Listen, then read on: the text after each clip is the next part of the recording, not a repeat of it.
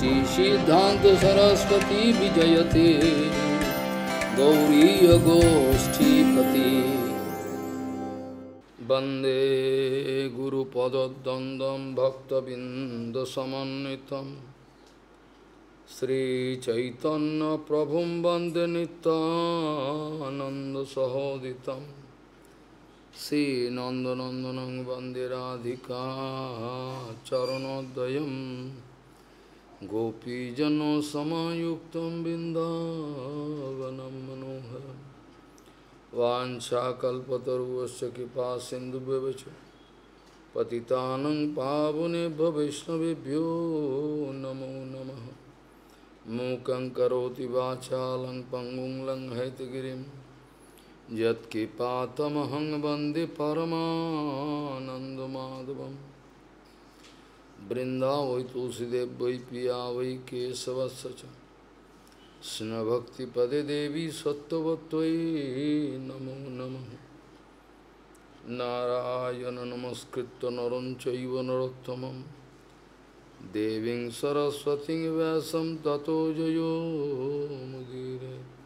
संकीर्तने कृष्ण कथोपदेशे गौड़ीयपत्रस्य प्रकाशने च सदानुरक्त गुरुभक्तियुक्तो भक्तिप्रमोदाक्ष जगोद्वरुन् ध्येयं सदा परिभवग्नमभिष्टदोहं तीर्थास्पदं शिवविरिञ्चनु तं शरण्यं भीत्तात्युहं पुनुतपाल्यभवद्दिपूतं वन्दे महापुरुषते चरुणारविन्दम्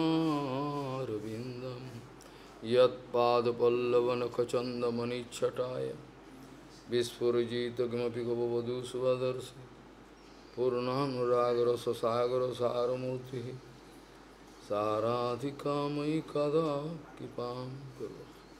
श्रीकृष्ण चैतन्य प्रभु नित्यानन्द श्री अद्वैत गदाधर शिवासादि गौरभक्तबिंद श्रीकृष्ण चैतन्य प्रभु नित्यानंद श्री अद्वैत गदाधर शिवासादि गौरभक्तबिंद। हरे कृष्ण कृष्ण कृष्ण हरे हरे हरे राम राम राम हरे। आजानुलम्बितभुजौ कनकावदातु संकीर्तनैकपितरौ कमलायताक्षो विश्वाम्बरौ द्विजवरौ जुगधर्मपालो वन्दे जगत्प्रियकरौ करुणावतारो। हरे कृष्ण कृष्ण कृष्ण हरे हरे हरे राम राम राम हरे हरे।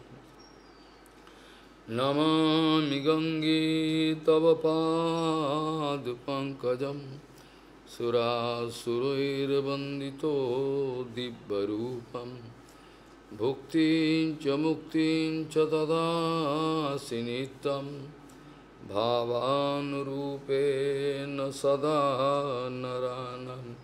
गंगातरङ्गरमणीयजटाकलापं गौरी निरन्तरविभूषी त्ववामभागं नारायणो प्रियमनङ्गमदापहारं वाराणसीपुरपति भज विश्वनाथं।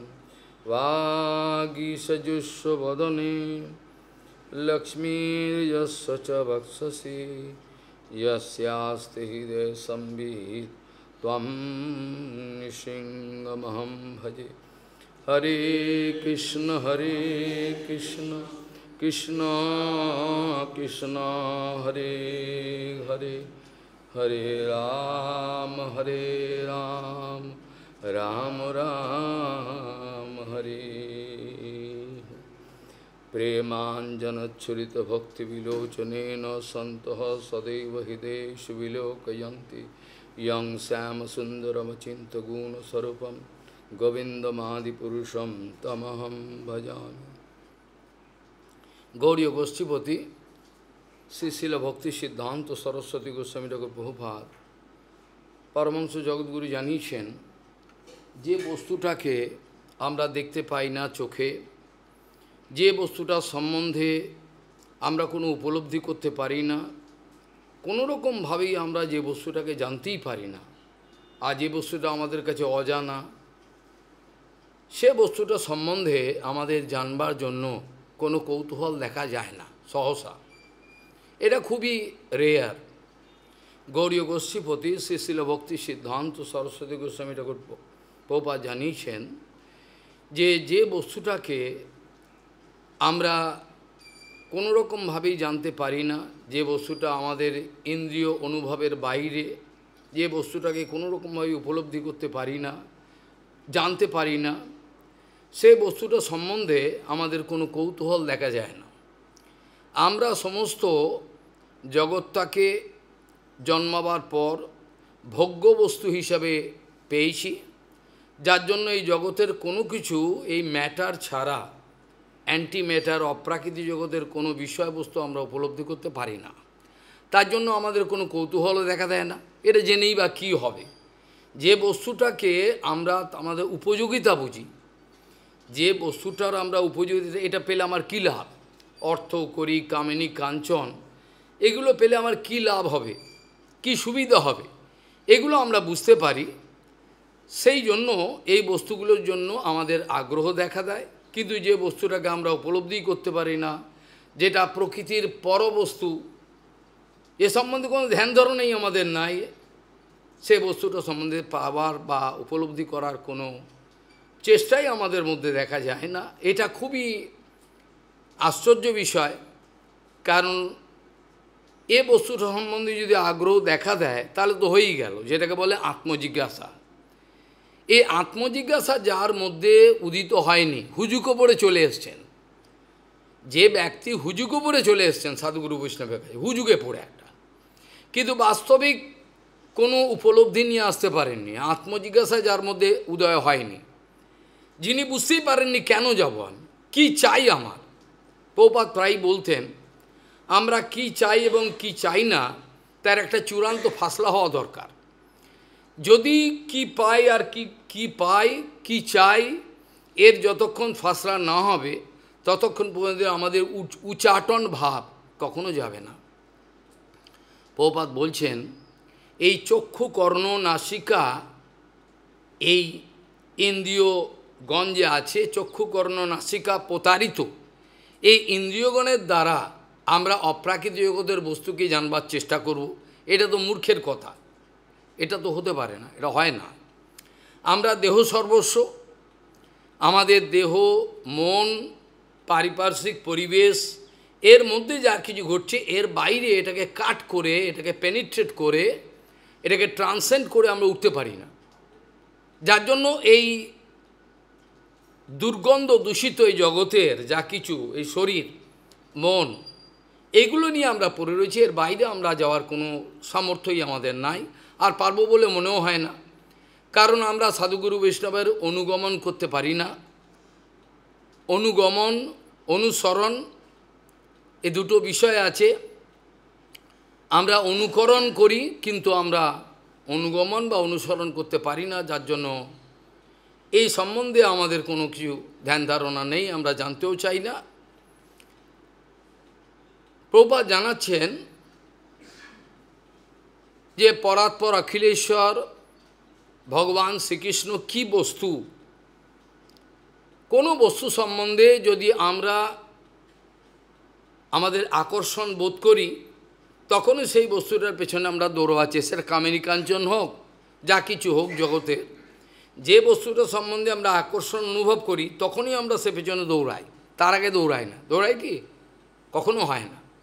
এই জন্য কৃষ্ণ নামক বস্তু যে হচ্ছে অনন্ত ব্রহ্মাণ্ডের সবাইকেই তিনি আকর্ষণ করতে পারেন, তথাপি আমার দুর্দৈব আমি কোনো আকর্ষণ অনুভব করি না।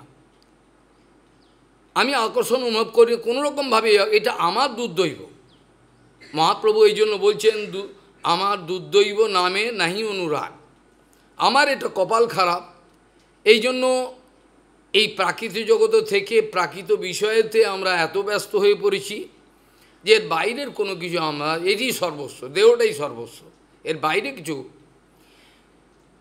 অজ ভগবান তার যে জন্ম হতে পারে, এটা তো একটা একটা আশ্চর্য কথা। ভগবান অজ বস্তু, তার আবার জন্ম কি করে হয়, এটা তো ভালো কথা নয়। প্রভুপাদ বলছেন ভগবান অজ বস্তু, তথাপি তার অপ্রাকৃত জন্ম হয়, কিন্তু জড়জগতের এই মানুষগুলো এরা এটা বিশ্বাস করতে পারে না, এটা কি করে সম্ভব। জড়জগতের লোক তারা এতটাই তারা চাক্ষুষ প্রমাণের পক্ষপাতী, যেটা চার্বক বলা হয়, চার্বক ঋষি, এত চাক্ষুষ আমি সরজমিনে দেখে নেব, আমি যেটা বুঝবো না সেটা আমি করব না। যে সম্বন্ধে প্রভুপাদ প্রায়ই বলতেন যে দেখো, আমরা দেখে নেব, বুঝে নেব, আমরা শুঁকে নেব, শুনে নেব, এই ধরনের যে আমাদের যে চ্যালেঞ্জিং মুড, আমাদের একটা চ্যালেঞ্জিং মুড আছে। সেদিনও আলোচনা করছেন উপনিষদ থেকে, যেই মাত্র আত্মাটা বেরিয়ে যাবে সেই মাত্র ওই ইন্দ্রিয়গ্রাম সব রয়েছে, কেউ কিন্তু নিয়ে যায়নি, সেই চোখ, সেই কান, সেই নাসিকা, সমস্ত কিছু, কিন্তু আর কোনো কাজ করবে না। ওই ইন্দ্রিয়গ্রাম সবই রয়েছে, কিন্তু আর কোনো কাজ করবে না। যেই আত্মা বেরিয়ে যাবে, অর্থাৎ পরমাত্মা চলে গেল, আত্মা সঙ্গে সঙ্গে আমাদের সেখানে সমাপ্ত হয়ে গেল সব কিছু। যেখানে এই পর্যন্ত আমাদের ইন্দ্রিয়ের দৌড়, যেখানে এখান থেকে এই পর্যন্ত আমাদের ইন্দ্রিয় লিমিটেড আমাদের পাওয়ার, সেই ক্ষমতাগুলো নিয়ে আমরা অত্যন্ত অহংকার প্রকাশ করি, দম্ভ অহংকার প্রকাশ করি, এটা আমাদের পতনের মূল হয়ে দাঁড়ায়। আমরা বাস্তবিক পক্ষে যদি সুস্থ মস্তিষ্কে বিচার করি, তাহলে দেখা যাবে আমরা কিন্তু হিরণ্যকশিপুর থেকে কম নয়। কংস, হিরণ্যকশিপু, জরাসন্ধ, এদের থেকে কম কেন? মায়াবাদ, আমরা তো মোর অর লেস মায়াবাদী, তো আমাদের মধ্যে মায়াবাদ বিচার রয়েছে। আমরা গুরু বৈষ্ণবে পূর্ণ বিশ্বাস রাখতে পারি না, আমরা গুরু বৈষ্ণবে পরিপূর্ণ বিশ্বাস রাখতে পারি না, আমরা সেবাতে পরিপূর্ণ বিশ্বাস রাখতে পারি না, যে সেবা করলে পরে আমার কোনো রকমভাবে আমার পতনের সম্ভাবনা নেই। নামে বিশ্বাস করতে পারি না, ধামে বিশ্বাস করতে পারি না। আমাদের এই অবিশ্বাসটাই আমাদের মৃত্যুর কারণ হয়ে দাঁড়াবে, মানে মৃত্যু মানে আমাদের যে অধঃপতনের কারণ হয়ে দাঁড়াবে, এর বাইরে কিছু কিছু না। এই জন্য প্রভুপাদ বলছেন যে আমরা আংশিক আদান প্রদানের মাধ্যমে গুরু বৈষ্ণবের সঙ্গে সম্পর্ক জুড়ে নিতে চাই। আমরা আংশিক আদান প্রদানের মাধ্যমে গুরু বৈষ্ণবের সঙ্গে সম্বন্ধ জুড়ে নিতে চাই, কিন্তু সেটা হয় না। যারা আংশিক আদান প্রদান, আমি এতটা দেবো আপনাকে, এর বেশি দেবো না, নেবেন কি না, নাহলে যান, চলে যান, অন্য গুরু নিয়ে নেব, এরকম ধরনের আমাদের বিশ্বাস। আমরা যে আংশিক আদান প্রদানের মাধ্যমে গুরু বৈষ্ণবের সঙ্গে সম্বন্ধ স্থাপনের চেষ্টা করি, কিন্তু আমরা বুঝি না, আমরা এতটাই বাচাল, আমরা বুঝি না। আংশিক আদান প্রদানের মাধ্যমে আমরা লাভবান হতে চাই, কিন্তু এভাবে লাভ হয় না। পরিপূর্ণ বস্তুকে পেতে গেলে বহুপাত প্রায়ই বলতেন, পরিপূর্ণ বস্তু তাকে পরিপূর্ণ আরও বলার দরকার। কি পরিপূর্ণ বলার দরকার? এই কারণে পূর্ণ বস্তুর ডেফিনেশনে আমরা পূর্ণ বস্তুর কথা বলবো, কিন্তু পরিপূর্ণ বলার অর্থ কৃষ্ণের নামটা নিতে হবে, নারায়ণের নাম আসবে না।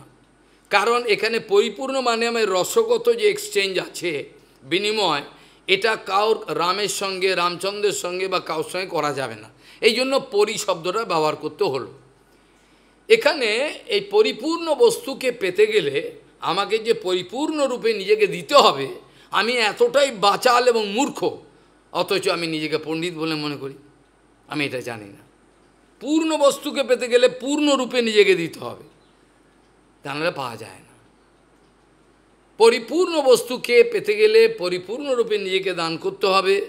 নিজের জন্য কোনো কিছু ইচ্ছা, আশা, আকাঙ্ক্ষা, শারীরিক কোনো কিছু রিজার্ভ করে রাখা যাবে না। এটা আমি বুঝে নেবো, এটা আপনাকে বুঝতে দেবো না, আপনার এই পর্যন্ত দেবো, এটা হয় না। গুরুতত্ত্ব ওই ধরনের বস্তু নয়। যার পরিপূর্ণরূপে গুরুদর্শন হয়েছে, তার মানে কি? যার পরিপূর্ণরূপে গুরুদর্শন হয়েছে মানে কি? তে পূর্ণরূপে গুরু কৃপা লাভ করেছেন। পরিপূর্ণরূপে সে গুরুদর্শন হয়েছে মানে হচ্ছে, পরিপূর্ণরূপে গুরুদর্শন হয়েছে মানে হলো তিনি পরিপূর্ণরূপে কৃপা পেয়েছেন। পরিপূর্ণ কৃপা পাওয়ার পর গুরুদর্শন কমপ্লিট হয়, তখন আর পতন হয় না। কিন্তু গুরুদর্শন হলো, কিন্তু পরিপূর্ণ দর্শন হয় না, তখন পতন হয়, কৃপা পেয়েও পড়ে যায়, এই ধরনের ব্যাপার। যার জন্য বলছেন আংশিক আদান প্রদানের মাধ্যমে আমরা ব্যবসায়ী, তো আমরা বানিয়া, আমরা হচ্ছে বানিয়া, আমরা বেনে। প্রভুপাদ দুঃখ করে বলতেন যে আমি এই দুজনের নামটা বললে ভালো কি না বললে ভালো, এই দুজনের শিষ্যের নাম বলতেন, এদের বানিয়াবৃত্তি আমি আর শেষ করতে পারলাম না। এরা বানিয়াবৃত্তি, কতটা দেবো কতটা নেবো, কতটা পেয়েছি কতটা দিয়েছি, এই ধরনের আমাদের পাশবিক বুদ্ধি। প্রভুপাদ দুঃখ করে বলতেন এরা বাহ্য দৃষ্টিতে অনেক সেবা করলো, আমি দেখলাম, কিন্তু এদের বানিয়াবৃত্তি আমি খতম করতে পারলাম না, এরা বানিয়াবৃত্তিতে রয়ে গেল। এই জন্য এদেরকে নাম দিয়ে শেঠ্যাচার্য, শেঠি আচার্য, শেঠি আর্য, আচার্য না, শেঠ্যার্য, শেঠ্যার্য। আর্য মানে ব্যবসায়ীর মধ্যে এরা বণিক শ্রেষ্ঠ। যাদের দেখবেন বণিক বৃত্তি আছে, বানিয়া বৃত্তি আছে, কতটা দেবো কতটা পাবো, তারা কোটি জন্ম ভজন করতে পারে না। যারা ব্যবসা করতে করতে, আমি একটু ভাগবত সামনে নিয়ে বলছি, যারা ব্যবসা করতে করতে চলে এসছে, ব্যবসায়ী মনোবৃত্তি, ব্যবসা করছিল আগে, তারা আসার পরেও তাদের বেশ্যাবৃত্তি ছাড়তে পারে না, কিছুতেই ছাড়বে না, কোনো মতে রেয়ার।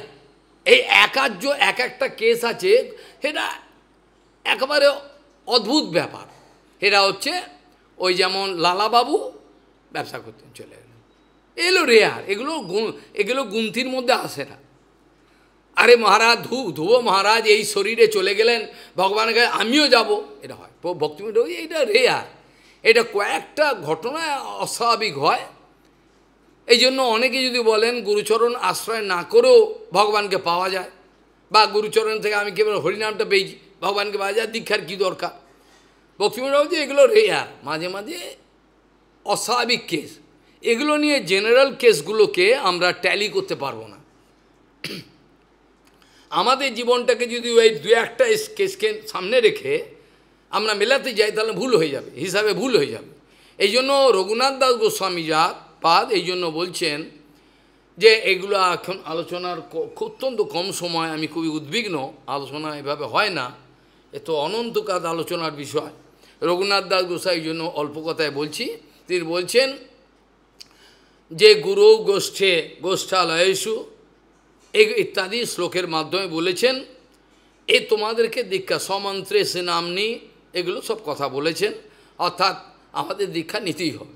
কয়েকটা কেস আমরা পেয়ে গেলাম, সেইটা মিলিয়ে দিয়ে বলছে আমারও দরকার নেই, এটা হয় না, এগুলো ভুল কথা হয়ে যায়। কাজেই আমরা বানিয়াবৃত্তি, আমরা বেনে যারা, তারা হিসাব কিতাব করে, কতটা দেবো কতটা নেবো, এতে হয়ে যাবে। এই ধরনের যে বানিয়াবৃত্তি, এরা ভগবানকে পায় না। যাদের হৃদয় নির্মল, যারা হৃদয়কে খুলে দেয়, মাধব গোসাই মা যেন উদার একেবারে, তিনি তখন কৃষ্ণের জন্মাষ্টমীর পরের দিন যখন প্রসাদ বিতরণ করছেন, দেদার ভয় মনে হচ্ছে যেন নিত্যানন্দ তার হৃদয়ে বসে রয়েছে, না নিয়ে যা নিয়ে যা, সব নিয়ে যা। একটা সাধু কখনো দিয়ে যা বলে না। আমি এটা কাশ্মীরের প্রদেশে একটা জায়গা, জম্মুর একটা ঝিলাম নদীর তীরে আমাকে জোর করে ধরেছিল, একটা দেবীর উদ্বোধনী, দুর্গাপুজোর আগে দেবীর জোর করে ধরেছিল। তখন যেসব অনেক বড় বড় মহারাজ ছিলেন, তারা যেতে লজ্জা পাচ্ছেন, কেন একজন মা বসে রয়েছেন ওপরে বসে তিনি দেবী ভাগবত পাঠ করবেন। তো আমাকে রাজাজি বলে একজন আছেন জম্মু, তিনি বললেন, संत गोस्वामी महाराज शिष्य, তিনি ওখানকার লোক, তিনি বললেন महाराज जी एक आप ही है, आप बैठो, उन लोगों का बस का काम नहीं है, वो लोग लज्जा पाচ্ছে, ওর ইজ্জত আছে, সম্মান। আমি কি করলাম, ওখানে গিয়ে ওই মা বসে রয়েছে ওপরে, আমি নিচে বসে পড়লাম, বসে আরম্ভ করলাম। 10 মিনিট না 15 মিনিট বলেছিলাম, তাতে ওখানে সমস্ত এখন যে প্রমাণাই পড়েছিল, 15 মিনিটে নিয়ে ওই মায়ের আসনে দিয়ে দিলাম, আপনি নিয়ে নিন। ও প্রশংসা করতে পারে, আমি তো প্রশংসার জন্য করিনি, আমার তো লজ্জা নেই, উনি মা আমার, আমি ছেদন বসে রয়েছি। আমার তো ইজ্জতের, যতক্ষণ পর্যন্ত আমি নিজের ইজ্জতের চিন্তা করব, যতক্ষণ পর্যন্ত আমি আমার মান সম্মান প্রতিপত্তি শরীর এসব, ততক্ষণ কৃষ্ণ ভজন সুদূর পড়া হতো। আমি মূর্খের স্বর্গে বাস করছি, আমার মতো মূর্খ কেউ নেই, আমি মূর্খের স্বর্গে বাস করি। এই শরীর এই মন নিয়ে কৃষ্ণ ভজন হয়, আরে দেবী ভজনও হয় না। যদি বলি দেবীকে ভজন করে পারবে না, দেবীকে ভজন করতে পারবে, দেবী তো এই জগতে, শঙ্কর এই জগতে, এ পারবে না। তো এই শরীর এই মন নিয়ে ওরা বলছে আমি ভজন করবো কৃষ্ণ ভজন, কী করে হবে? তো হয় না, এগুলো বাচাল, জানে না। সেই জন্য বলছেন বেশিরভাগ ক্ষেত্রে দেখেছি যারা বিজনেস সেরে গিয়ে ভজনে চলে এসছেন, পরবর্তীকালে ওই বিজনেস পলিসি তো থাকবেই থাকবে। হয়তো ওষুধের ব্যবসা করতেন, ছেড়ে দিয়ে চলে এসছেন, লাটে উঠে গেছে, ব্যাংকার্প্ট হয়ে গেছে, ওই ব্যবসাবিধি থাকবেই। হয়তো লুকিয়ে ছিল প্রথমে, একটু পরে জাগ্রত। আমাদের ভেতরে না সেই অসুরগুলো লুকিয়ে রয়েছে, হিরণ্যাক্ষ, হিরণ্যকশিপু, রাবণ, এই ভেতরে লুকিয়ে বসে রয়েছে। যখন সময় পাবে না, সুযোগ পাবে, সঙ্গে সঙ্গে জেগে উঠবে। আমাদের ভেতরেই অসুরগুলো রয়েছে, কিন্তু আমরা জানি না। এই অসুরগুলো কখন যে জেগে উঠবে তার ঠিক নেই। একটু এদিক ওদিক হবে, রাগ হয়ে যাবে, মারবো, ঝগড়া করুন, এগুলো হয়ে যাবে অসুর, এগুলো অসুর বলা হয়। তো কী করে হয় যে হরিভজনে এসছে, যেখানে সুখদেব গোস্বামীকে পরীক্ষিত, কালকে মাস্টারমশাইকে বলছিলাম, সুখদেব গোস্বামীকে পরীক্ষিত মহারাজ প্রশ্ন করছেন, আচ্ছা এটা কেমন হয় যে প্রায়ই ভগবানের যারা ভজন করেন তার নিষ্কিঞ্চন, কিছু টাকা পয়সা প্রতিপত্তি সম্মান কিছুই চান না, তার কি কেন এটা হয়? আবার যারা কৃষ্ণ ভজন করে না, দুর্গা কালী গণেশ এগুলো করে, দেবগণে, তারা মালামাল হয়ে যায়, কি কারণে? সুখদেব বলতে এটা তো সোজা কথা রাজন, এটা তো সোজা কথা, এটা তো কঠিন কথা নয়। কারণ হরি তো এই জগতের কোনো বস্তু নয়, হরি তো এই জগতের বস্তু না, হরি তো পরজগতের বস্তু, হরি তো চিন্ময় জগতের, যার কোনো সন্ধান কেউ পায় না। আমার কথাটা কেউ মাথায় নিতে পারে না, অনুভব করতে পারে না, খালি বকের মতো শোনে। আমি বলেছিলাম যদি লাইটের ভেলোসিটি নিয়ে যদি ইনফিনিটি কাল দৌড়ায়, আলোর গতিবেগের থেকে বেশি গতিবেগ হয় না। কিন্তু বর্তমান বিজ্ঞানেতে পাওয়া গেছে আশ্চর্য ব্যাপার, ইলেকট্রনের মধ্যে, এদের মধ্যে যে ভাব বিনিময়, এটা হলে এটা হয়, এটা কোনো পূর্ব নির্ধারিত বিষয় না। কি করে হয়? এটা হলেই ওটা জানতে পারবে। এটা হচ্ছে চেতন বস্তুর একটা গোপন রহস্য, এটা বাইরের লোক বুঝতে পারছে না। বাইরের লোক যারা রিসার্চ করে তারা বলছে আমরা চেতনের ধর্ম দেখতে পাচ্ছি, কিন্তু এ তো ম্যাটার, এ কী করে হয় এটা? আমি বলেছিলাম with the velocity of light, if you run for infinity pure, still you cannot find any end point. Be careful, you are going to do bhajan of that Ananta Hari, Hari Ananta Hari Rup Anand. কতখানি দুঃসাহস আমার, এত ক্ষুদ্র, এত জঘন্য, এত নারকীয় কীট আমি নাকি হরি ভজন করব, ভগবানকে ভজন করব, আমি উপদেশ করব লোককে, যেখানে আমার নিজেই কোনো অনুভব কোনো কিছু আমার নাই, আমি কি করে অনুভব করব? কৃষ্ণ ভজন এত সোজা, এর চেয়ে সোজা আর কিছু হয় না। নারায়ণ ভজন কঠিন, কিন্তু কৃষ্ণ ভজন আবার একদিকে এত কঠিন যে অসম্ভব। চৈতন্য রীতিতে কৃষ্ণদাস কবিরাজ অতি সহজ ভাষায় বলছেন, কৃষ্ণ আমি তোমার যদি বলে একবার, খালি আমি তোমার প্রভু, আমি আর কাউর নয়, একবার যদি বলে, সঙ্গে সঙ্গে কৃষ্ণ তাকে উদ্ধার করে। এতটাই করুণাময়, এত দয়াময়, যার সম্বন্ধে বদনাম আর সমালোচনা। এটি মায়াদেবের প্রসাদ, এটি মায়াদেবের প্রসাদ যে ভগবান শ্রীকৃষ্ণকে কেউ জানতে পারবে না। বরঞ্চ তার সঙ্গে কম্পিটিশন করবে, প্রতিযোগিতা করবে, তাকে ঘৃণ্য ভাষায় গালি দেবে, অপমান করবে, কারণ এটি স্বাভাবিক। এই ইন্দ্রিয়গ্রাম, এই বুদ্ধি নিয়ে আমি ভগবানের কাছে যেতে পারি না। এগুলো অনেক উপনিষদের শ্লোক, বেদান্তে অনেক কথা আলোচনা, কিন্তু কে মনে রাখে? নায়াম আত্মা প্রবচনের ভৌন মেধয়ান বহুন ওষুধ ইত্যাদি কথা বলা হয়েছে। তারপর বলা হয়েছে আশ্চর্য অশ্ববাক্তা কুশল অশ্বলব্ধ্যা কুশলানুশ্রেষ্ঠ ইত্যাদি অনেক কথা বলা হয়, কিন্তু কে বোঝে? আলোকের গতিবেগ নিয়ে আমি ইনফিনিটি কাল, অনন্তকাল, আলোকের গতিবেগ নিয়ে আমি অনন্তকাল দৌড়াবো, তারপরেও কোনো এন্ড পাবো না অনন্তকালে। সেই বস্তুটা সাহস করছেন আপনি ভজন করবার, কত বড় সাহস আপনার! সেই বস্তুটাকে সাহস ভজন করবার সাহস করছি আমি, কি করে আমি পেতে পারি? যেখানে কৃষ্ণদাস কবিরাজ গোস্বামী মহাপ্রভু একই কথা বলছেন। একবার যদি কৃষ্ণের কাছে হাত তুলে বলা যায় তুমি তো আমার, আমি তো তোমার, কি কাজ অপরধানে, সঙ্গে সঙ্গে কৃষ্ণ তাকে উদ্ধার করেন। কৃষ্ণ বড় দয়াময়। এই মূর্খ আমি বিজ্ঞ, এর বিষয় কেন দেব? হয়তো কৃষ্ণ ভজন করে এত গরিব হোক মাসাই, কী হবে? ছাগলের দল। নিজের মৃত্যুটাকেই দেখতে পারে না, যে ব্যক্তি নিজের মৃত্যুকে দেখতে পারে না সে হরিভজন করবে না, সে বাড়ি চলে গেলে ভালো। সে তার মধ্যে আত্মজিজ্ঞাসা নাই, কিছু নাই, আমি কে এই বিচারটাই তার মধ্যে নাই। তার মধ্যে এই বিচারটাই আসছে না যে আমি কে। এ কেন আসছে না? এ কেন ভজন এলো তাহলে? যার আত্মজিজ্ঞাসার উদয় হয়নি, অর্থাৎ ব্রহ্ম জিজ্ঞাসা, অর্থাৎ শব্দ জিজ্ঞাসা, অর্থাৎ ব্রহ্ম জিজ্ঞাসা, এগুলো কোনোটাই, এগুলো একই। যখন আত্মজিজ্ঞাসা হয়, আত্মজিজ্ঞাসা কখন হয়? যখন জগতের সব কিছু দেখে শুনে একেবারে জগৎ আমাকে ঝেলে দিয়েছে আমাকে পুরো একেবারে আগুন যন্ত্রণার পথ, ক্লান্ত হয়ে বসে তখন চিন্তা করছে, আরে এগুলো তো আমাকে সুখ দিতে পারলো না, তাহলে আমার কি সুখ দিতে পারবে? এই ব্যক্তি, যেটা নারদজির একটা পূর্বাশ্রমে, এটা সাধন সিদ্ধ নারদের একটা ঘটনা দিয়ে প্রমাণ হয়ে গেছে, কিন্তু কেউ মাথায় ঢোকেনি। ওরা শুনছে, শুনছে এরকমভাবে, যেখানে ভগবান নিজে বলছেন যে তুমি দুঃখ করতে পারবে না, দুঃখ করে লাভ নেই, কেন আমি এই জন্মেতে তোমার দর্শনের বিষয় হতে পারবো না। আমি দর্শনের বিষয় কী করে হব? অবিপক্ষ কষায়ানাম দুর্দর্শ অহম কুযোগী নাম। অবিপক্ষ, যাদের কষায়, যে যাদের অনর্থগুলো এখনও পরিপক্ক হয়নি, পেকে একেবারে ভক্তিতে টার্ন নেয়নি, ঘুরেনি, তাদেরকে আমি তো দর্শনের বিষয় হতে পারি না, আমি এটা তো হবে না। ওই জন্য কালকে আলোচনা করব পরমে মাধব গোস্বামী মহারাজের হৃদয়টা কত বড়, প্রভুপাদের হৃদয় কত বড়।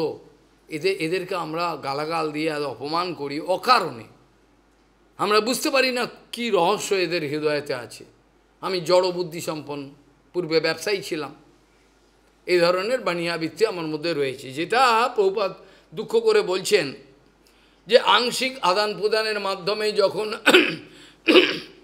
আংশিক আদান প্রদানের মাধ্যমে যখন আমি গুরু বৈষ্ণবের সঙ্গে আংশিক আদান প্রদানের মাধ্যমে বা ভগবানের সঙ্গে গুরু বৈষ্ণবের সঙ্গে আংশিক আদান প্রদানের মাধ্যমে যখন আমি লাভবান হতে চাই, তখন আমি ঠকে যাই।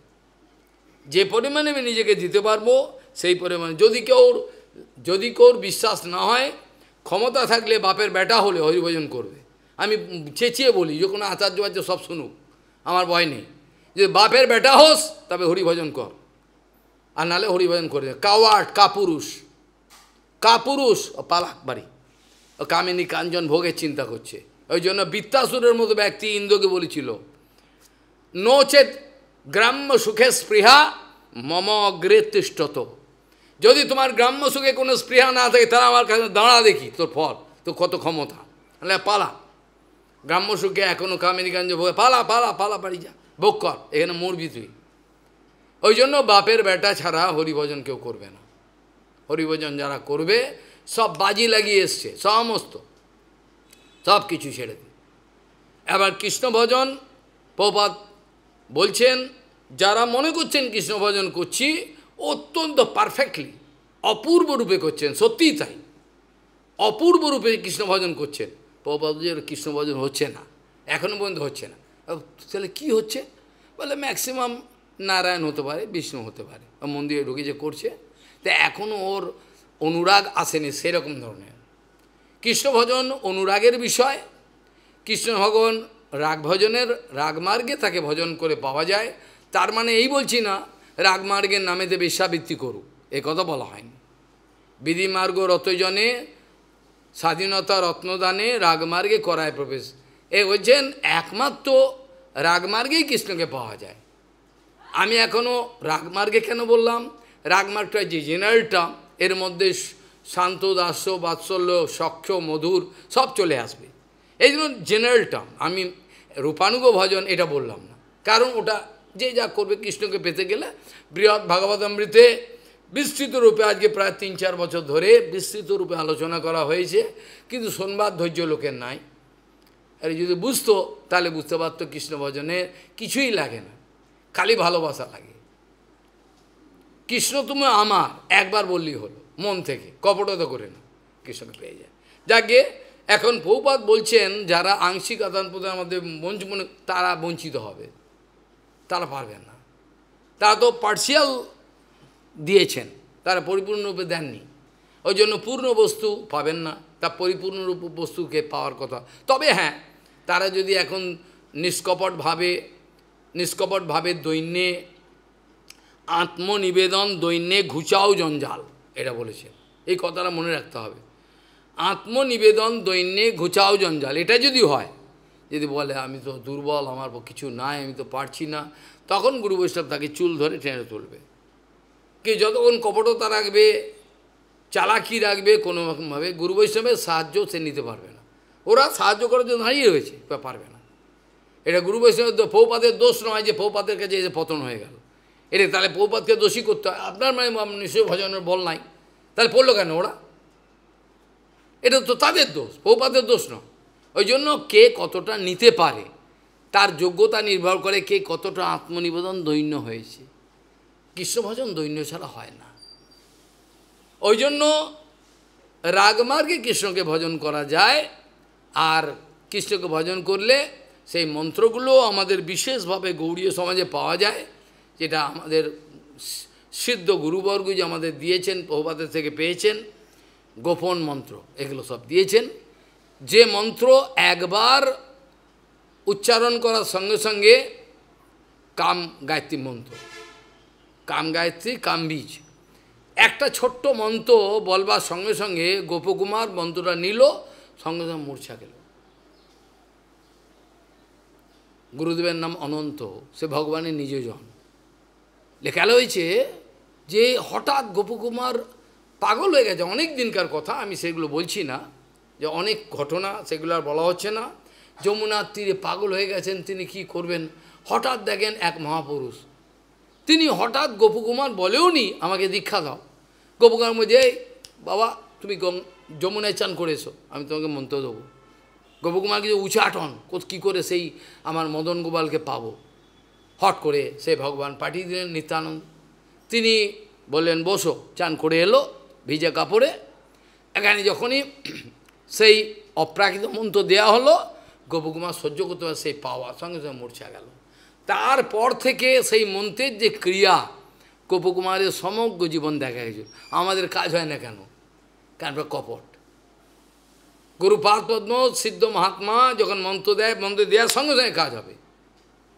যেখানে ভক্তিময়ী ভাগবত গোস্বামী মহারাজ যে প্রভুপাদ তোমাদেরকে মহামন্ত্র দিয়েছেন, মানে ভগবানকে দিয়েছেন, ভগবানকেই তোমাদের কোলে দিয়েছেন, তোমরা বুঝতে পারছো না তোমাদের অযোগ্যতার জন্য। যখন তোমাদের প্রাপ্তবয়স্ক হবে, যেমন প্রাপ্তবয়স্ক হলে ভোটার রাইট, ভোটের অধিকার হয়, নাগরিকত্ব, তোমাদের যখন সেই গুরু সেবা করতে করতে এই উপলব্ধি হবে, তখন দেখবে আরে কৃষ্ণ তো আমার কোলে, আমি কোথায় খুঁজছি? কৃষ্ণকে অনর্গল দেখতে পাবে। গুরুপাদ মতো ঘন্টার পর ঘন্টা চোখ বুজে থাকতেন, জগন্নাথকে দেখতেন। কিন্তু সিদ্ধ মহাত্মারা তাই দেখেন, আহ্নিক করতে করতে, নাম করতে করতে সর্বক্ষণ দেখছেন, পরিক্রমা করছেন। এই মনে করবে না কিছু ভাষণ শিখে নিয়ে তারা ভাষণ দিচ্ছেন, তারা কিছু লেকচার দিচ্ছেন পলিটিক্যাল লিডারের মতো। তারা অনর্গল তাকে দেখতে পাচ্ছেন, নাম করতে করতে, ঘুরতে ঘুরতে, সব সময় তারা সেই বস্তুকে দেখতে পান বলেই তাদের ভেতরে আনন্দ। যতক্ষণ সেই অমৃতের ছিটাফোঁটা যদি জিহ্বায় আস্বাদন না হয়, ততক্ষণ আমার, তোমার, আমি, তুমি এই পচা গৃহস্থ ব্যক্তির মতো। গৃহস্থ ব্যক্তি অনেক ভালো, আমি তাদেরকে সম্মান করি। যদি গৃহস্থতা থেকে হরিভজন করে, তাদের মতো মঙ্গল আর কেউ পারেন। ত্যাগী আমি সাজবো, বাইরে ত্যাগী সাজবো, ভেতরে কাঁচকলা, তার লাভ হবে না, কোনো কিছু লাভ হবে না, কিছুই লাভ হবে না। লাল, সাদা, নীল, হলুদ যখন কাপড় পরতে পারি আমি, এটা তো আমার হাতে, কাপড় নেবো, রং করে নেবো, এটার মধ্যে তো কিছু হয় না। তবে হ্যাঁ, বেশের মর্যাদা অবশ্যই আছে, এ কথা আমি বলছি না, কিন্তু বেশের মর্যাদা রক্ষা করার যিনি বেশ পেয়েছেন, তাকেও চেষ্টা করতে পারে মর্যাদা রাখার। তা নাহলে সে বেশের মর্যাদা নাও দিতে পারে। চরিত্রহীন ব্যক্তি সন্ন্যাস বেশে আচার্য বেশে থাকতেই পারে, তো কে সম্মান করবে? ভক্তিমূর্তও সম্মান করবে? কেউ করবে সেটা না। যাই হোক, আজকে আশ্চর্য বিষয় হলো যে বস্তুটাকে আমি অজ বলি, অজ, শাশ্বত, নিত্য, সেই বস্তুটাকে তার আবার জন্ম, এটা কি করে হয়? বরঞ্চ নারায়ণের জন্ম হয় না, এটি ভালো। এই কিসে জন্ম হয়? জন্ম হওয়া মানে কি? মৃত্যু হয়। কত বিভিন্ন রকমভাবে মায়াদেবী আমাদেরকে ফাঁসাবেন। কেউ যদি গুরু বৈষ্ণবের আনুগত্য ছাড়া এটা ওটা বই পড়তে আরম্ভ করে, কত লোক মরল চোখের সামনে। বিরাট বুদ্ধি, এলোপাতারি বই পড়তে আরম্ভ করলো, এটা পড়ে ওটা পড়ে, মাতাচার্যের পিঠে যায়, ওর সঙ্গে বলে ও মাথা খোপড়ি খেয়ে নিল, সন্ন্যাস ফেলে দিয়ে বিবাহ করে চলে গেল, 2-3টে বিবাহ করে নিল, একটা না। বুঝে গেল? এর আমাদের মোটেই হয়েছে, গুরু মহারাজ আশ্রমে চলে গেছে, 2টো বিবাহ করেছে, একটা বিবাহ করে, এরকম ঘটনা ঘটে। কারণ এর বাইরে ওরা যেতে পারবে না, ও তো বুঝতে পারছে না। সেই জন্য যেটা বলছিলাম সেটা হলো কি, যা যতক্ষণ পর্যন্ত আত্মনিবেদন দৈন্য না আসে, ততক্ষণ পর্যন্ত কৃষ্ণ ভজনের কথা আসে না। তিনি অজ, নিত্য, শাশ্বত, এগুলো সবই আমরা শুনি, গল্প কথা শুনি, কিন্তু আমাদের মধ্যে অনুভব হয় না যে আমরা সেই কৃষ্ণ ভজনে যে আনন্দ। মহাপ্রভু বলছেন যে ভবিষ্যৎ আমি আর চিন্তা করি না, কারণ আমি, এটা কবি কর্ণপুর লিখেছেন, শ্যামরূপ রসসাগরে, শ্যামরূপ রসসাগর, অনন্ত রসসাগর আমি ঝাঁপিয়ে পড়েছি। এখন আমার শ্যাম সুন্দর সব কিছু, আমি কিছু জানি না, তিনি আমাকে কোথায় ভাসিয়ে নিয়ে যাবেন, নিয়ে যান, আমার আপত্তি কিছু নেই। আমি তো সেই জন্যই এসেছি। গোপিকারা গৃহত্যাগ করে স্বামী, পুত্র, পরিবার, এগুলো আমি খালি ইন্ট্রোডাকশন অন রাসলীলা আলোচনা করেছিলাম 35 দিন যাবৎ, খালি ইন্ট্রোডাকশন, ভূমিকা। আমি রাসলীলার আলোচনার সাহস করি না। তাতে যারা কেউ শুনেছে, এমনও লোক রূপানুগ ভজনের গুরুদেব, তারা শুনে মাথা করা, খালি ইন্ট্রোডাকশন, ভূমিকাটা, দ্য ইন্ট্রোডাকশন অন রাসলীলা, এটা শুনে মাথা খারাপ। বলে তাই তো, এটা তো এত সস্তা জিনিস নয়। আমরা তুম করে একটা কবিতা লিখে দিলাম, গোপী হয়ে গেলাম, রাতারাতি ফ্যাক্টরিতে গোপী বানিয়ে দিল, এ তো হয় না। এভাবে তো একটা বিশৃঙ্খলা সৃষ্টি হবে। এভাবে বিশৃঙ্খলা, সমাজ করাপ্টেড হয়ে গেছে, বিশেষ করে ভজন সমাজ। আমি একা তো দ্ব্যর্থহীন ভাষায় জানাচ্ছি, বর্তমানে যে পলিটিক্যাল সমাজ, এডুকেশনাল সমাজ, স্পোর্টস সমাজ, যা কিছু সমাজ সব করাপ্টেড হয়ে গেছে, কিন্তু ভজন সমাজ বিরাট করাপ্টেড হয়ে গেছে, বিশাল রূপে করাপ্টেড। এখানে এখন কিছু পাওয়া খুবই মুশকিল। কপাল নিতান্ত ভালো থাকলে, কপালের জোর থাকলে, পৌপাত বলছেন কপালের জোর থাকলে তবে কৃষ্ণ ভজন করবে, সে গুরুদেবের সামনে দাঁড়িয়ে থাকবে, নাহলে কাপুরুষের মতো পালাবে, পারবে না, কিছুদিন পরে কাঁপবে, আরে এইসব তো সম্ভব নাকি, এসব পালিয়ে যাই, বরং জয়ী ভালো। এরা বিশ্বনাথ চক্রবর্তী বলেছেন না, ঘনতরলা, বুরু বিকল্পা, উৎসাহময়ী, এগুলো সব বিভিন্ন রকমের এই বিচারগুলো আমি করেছিলাম, কিন্তু কে শোনে, মনে রাখে না। ব্রহ্মচর্যের কোনো লক্ষ্যই নেই, সন্ন্যাস ব্রহ্মচর্যের কোনো লক্ষণ দেখা যাচ্ছে না। ব্রহ্মচারী আমি তাকে বলি যে শুনবে, দেখবে গুরু বৈষ্ণবকে, সঙ্গে সঙ্গে শিখে নেবে, দেন আন দেয়া। গুরুপাদ যদি 30 বছর 40 বছর আগে কিছু বলে থাকেন, সব মনে আছে, সব মনে থাকবে, এটা ব্রহ্মচর্যের লক্ষ্য।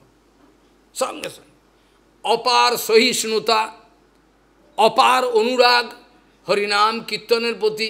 নাটকবাজি চলবে না, নাটক আলাদা জিনিস, নাটক আলাদা। আমি বেশ লেকচার দিতে পারি, আমি লিখতে পারি, এগুলো নাটক, কিন্তু তোমার যদি সেই আনন্দটা না হলো, তাহলে কি করে তুমি বুঝবে? তোমার সেই আনন্দটাও হচ্ছে না, তা আমি কী করে বুঝবো হরিভজন হচ্ছে? হরিভজন তো আনন্দ আছে, আনন্দ কোথায় পাচ্ছে? আনন্দ পাচ্ছে না তো, তাই যে গুরুদেবকে ঠকিয়েছে, ও ঠকছে, কিচ্ছু উপায় নেই, এর কোনো উপায় নেই, বেরোবার রাস্তা নেই। নিজের জালেতে নিজেই জড়িয়ে পড়বে, নিজের জালেতে নিজেই জড়িয়ে পড়বে, আর অপরকে ঠকবাচ্ছে। সেদিনকে একটা গল্প বলছিলাম ইংরাজি কথাতে, বলছেন প্রভুপাদ বলছেন, সুন্দর একটা গল্প বলছেন, বলছেন একজন ব্রাহ্মণ একটা উপবনের পথ দিয়ে যাচ্ছেন, তাড়াতাড়ি যাবেন, একটা জায়গায় পৌঁছে যাবেন, কিন্তু কপাল খারাপ, সঙ্গে সঙ্গে একটা বাঘ ভেতরে একটা খাঁচায় দেখেন, একটা শিকারির বাঘ ধরা পড়েছে, বাঘ ওর ভেতরে রয়েছে, খাঁচাটা আটকে গেছে, আর ব্রাহ্মণ যাচ্ছে, গিয়ে দেখে বাঘ ওই যাকে খাঁচায় আছে লক্ষ্যে, এবং বাঘ এবার কেঁদে কেঁদে বলছে, ও ব্রাহ্মণ ভাই, তুমি তো ব্রাহ্মণ, আমাকে একটু দয়া করে তুমি ছেড়ে দাও। হ্যাঁ, ছেড়ে দিই আর কি, হ্যাঁ তুমি আমাকে খেয়ে নেবে দুম করে, আমি খাই কখনো, আমি বিপদে পড়েছি, তোমাকে অনুরোধ করছি আমায় ছাড়ো, তুমি ব্রাহ্মণ, তুমি তোমার দয়া আছে, আমি খাবো না তোমাকে, কখনো হয়, আমি কথা দিলাম তোমায় খাবো না, কথা দিলাম তোমায় খাবো না। অনেকবার বারবার বলবো আমাদের তো দয়া আছে, ঠিক আছে সত্যি তো, হ্যাঁ, যেই এটা খাঁচাটা খুলে দিয়েছে, দিয়ে এবার হালুম করে ওর গায়ে পড়তে যায়, তুমি তো কথা দিয়েছো আমায়, খাবে না, ও কথা ছেড়ে দাও ওসব ওসব, এবার খেতে যায়, সঙ্গে সঙ্গে সেখানে একজন শিয়াল এসে পড়েছে, শিয়ালকে কেঁদে কেঁদে ব্রাহ্মণ বলছে, দেখো আমি ওই গেটটা খুলে দিলাম, এই আমার প্রতিপকার দিল, আমার জীবনে এটা হয়েছিল, এই জন্য এটা বললাম, আমি বিশ্বাস করেছিলাম, তার চিটিংবাজি করলো, ধোকা দিল, পুরো লুটে নিল বাণী সেবার সব কিছু, ওরা হচ্ছে এই বাঘ মামা। তখন শিয়াল বলছে, ব্রাহ্মণ কেঁদে কেঁদে বলছে এরম কথা, ব্রাহ্মণকে শিয়াল বলছে, তুমি মিথ্যে কথা বলছো, আমার মামা কখনো মিথ্যে কথা বলতে পারে না, আমার মামা বাঘ, মিথ্যে কথা কখনো বল, তুমি মিথ্যে কথা বলছো, তুমি কি করে বললে, এত বড় আমার মামা শরীরটা ওইটুকু খাঁচায় কি করেছিল, তুমি বাজে কথা বলছো। ব্রাহ্মণ যে আমি বাজে কথা বলছি না, এটা সত্য, ওকে জিজ্ঞাসা করো, মামা সত্যি তুমি খাতার মধ্যে ছিলে? আমি খাতার মধ্যে ছিলাম মা, ভাগ্নে ঠিকই কথা, আমার বিশ্বাস হচ্ছে না, এত বড় তোমার শরীর কী করতে, দেখবে কীভাবে ছিলাম, দেখে খাঁচায় ঢুকে বলে দেখো এইভাবে ছিলাম, এই চিটকে এটা বন্ধ করে দিল, দিয়ে বলে ব্রাহ্মণ তুই যাও। এইভাবে যারা চতুর হিংস্র, আমি প্রতিজ্ঞা করে বলছি, যারা জীবনে ভজনের নামে যে হিংসা করেছে, বিদ্বেষ করেছে, তারা এইভাবে টিট ফর ট্যাট তারা পাবে। আর নির্মৎসর সাধুগণকে যতই বিপদে ফেলা কিচ্ছু করতে পারবে না, কাঁচকলা, ওরা চাইবে একে মেরে ফেলো, একে করে একে ক্ষতি করো, কিচ্ছু করতে পারবে না। এ হচ্ছে আমাদের অবস্থা। যাই হোক, এখন প্রভুপাদ বলছেন অজবস্তুর জন্ম হয় বলে সমাজের লোক তাকে বিশ্বাস করছে না। তিনি মথুরায় আবির্ভাব হলেন, মথুরা হলো জ্ঞানময় ভূমিকা, এগুলো আলোচনা করতে হলে মাসের পর মাস করতে হয়, এই সামান্য আলোচনা হয় না, আমি বিরক্ত হয়ে যাই, সন্তোষ হয় না। মথুরা হলো জ্ঞানময় ভূমিকা, প্রভুপাদের ব্যাখ্যা ছাড়া পৃথিবীর কারোর ব্যাখ্যা নেই। প্রভুপাদ বলছে মথুরা হলো জ্ঞানময় ভূমিকা, সেখানে কৃষ্ণ আবির্ভাব হলো, হওয়ার পরেতে কৃষ্ণ এবার চলে গেলেন, সেখানে গোকুলে নিয়ে যাওয়া হলো, সেটা ভক্তিগর্ভ আনন্দময়, ভগবানের যে সেবা ওখানে হয় সেই সেবা অন্য কোথাও হয় না। সেই জন্য বলছেন মথুরাতে ভগবানের আবির্ভাব হয়েছিল, এটা আমরা অনেকেই পায়রার মতো বকম বকম বলি, কিন্তু মথুরায় যে আবির্ভাব হয়েছিল, স্কন্দপুরাণে পদ্মপুরাণে বিভিন্ন জায়গায় প্রমাণ আছে, সেখানে বলছেন যে কৃষ্ণের যখন ওখানে আবির্ভাব হয়েছিল, সঙ্গে সঙ্গে কৃষ্ণের আবির্ভাব হয়েছিল কোথায়, গোকুল। বলছি হয় নাকি, এই তো বললেন মথুরায় কারাগারে হয়েছিল, এটাই জানো তুমি, এটাই তুমি জেনে রাখো, আর বেশি জানবার দরকার নেই। এটা হচ্ছে বাসুদেব, প্রাভব বৈভব এগুলো প্রকাশ, যে মথুরায় যে কারাগারেতে দেবকী এবং বসুদেবকে নিয়ে অনেক ঘটনা বলা উচিত, কিন্তু সে সময় কোথায়। মথুরার কারাগারে যে কংসের কারাগারে যে বসুদেবের আর দেবকী ওই যে কারাগারে রয়েছে, ওখানে যে কৃষ্ণের আবির্ভাব হলেন তিনি, সেই আবির্ভাবটা একটা বিশেষত্ব আছে, ধরা দ্রোম আর একটা হচ্ছে ওর কি, কৃষ্ণগর্ভ আর তারা বলছেন যে এই যে আমাদের নন্দবাবা যশোদামা এরা হচ্ছে একজন, আর বসুদেব আর দেবকী এরা করেছিলেন তপস্যা, বিরাট তপস্যা করে এবার ভগবানের মতো ছেলে চেয়েছিলেন। এই জন্য এদের তো সম্ভব না, কী করে পাবেন, ভগবান নিজেই এসছেন, অনেক কথা। এই কারাগারের মধ্যে যে বসুদেবের কৃষ্ণের আবির্ভাব হলো, এটা কিন্তু চতুর্ভুজ রূপে। প্রথমে বাচ্চা এই কোলের মধ্যে এসে গেল, প্রথমে বাচ্চা কোলের মধ্যে এলো, শিশু কোলের মধ্যে দ্বিভুজ।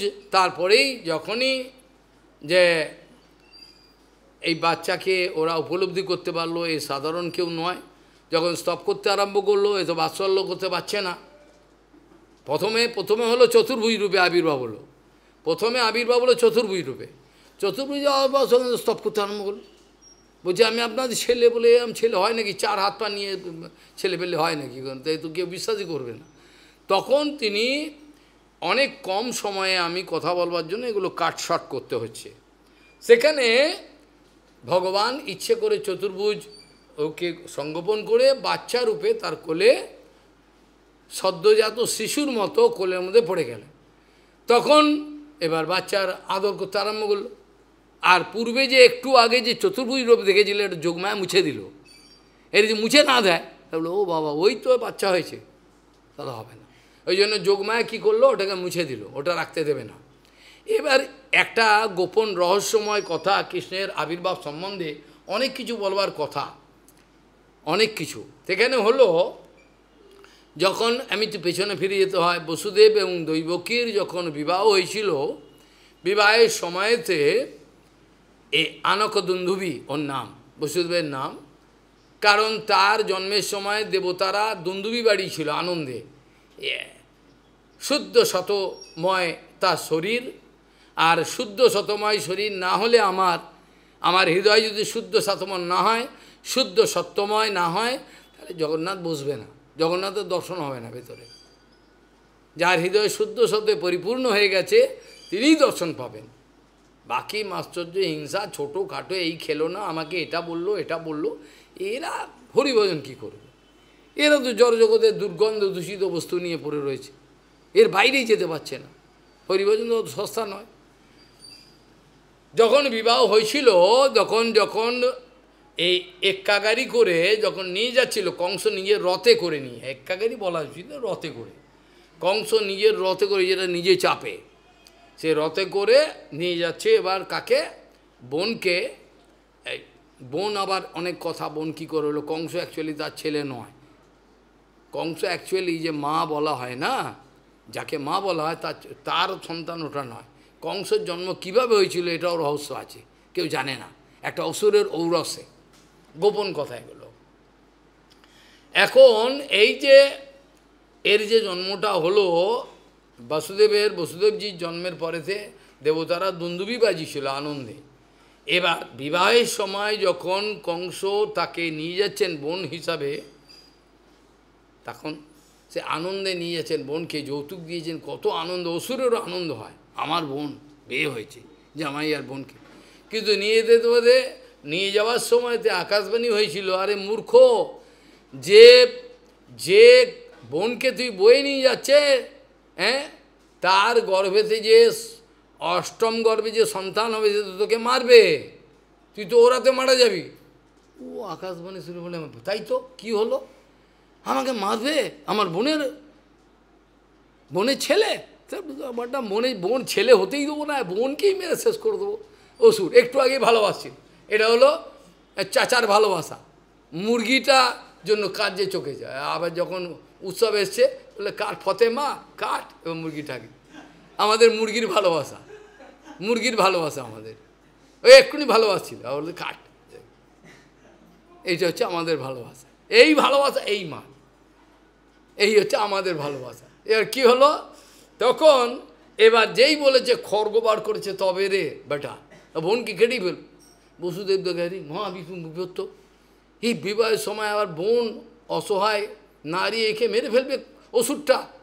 তখন উনি কি করলেন, ওই যে যাবৎ বুদ্ধি যথা বলম, যতদিন বল আছে বুদ্ধি আছে ততদূর একটা নিরীহ প্রাণীকে রক্ষা করা দরকার।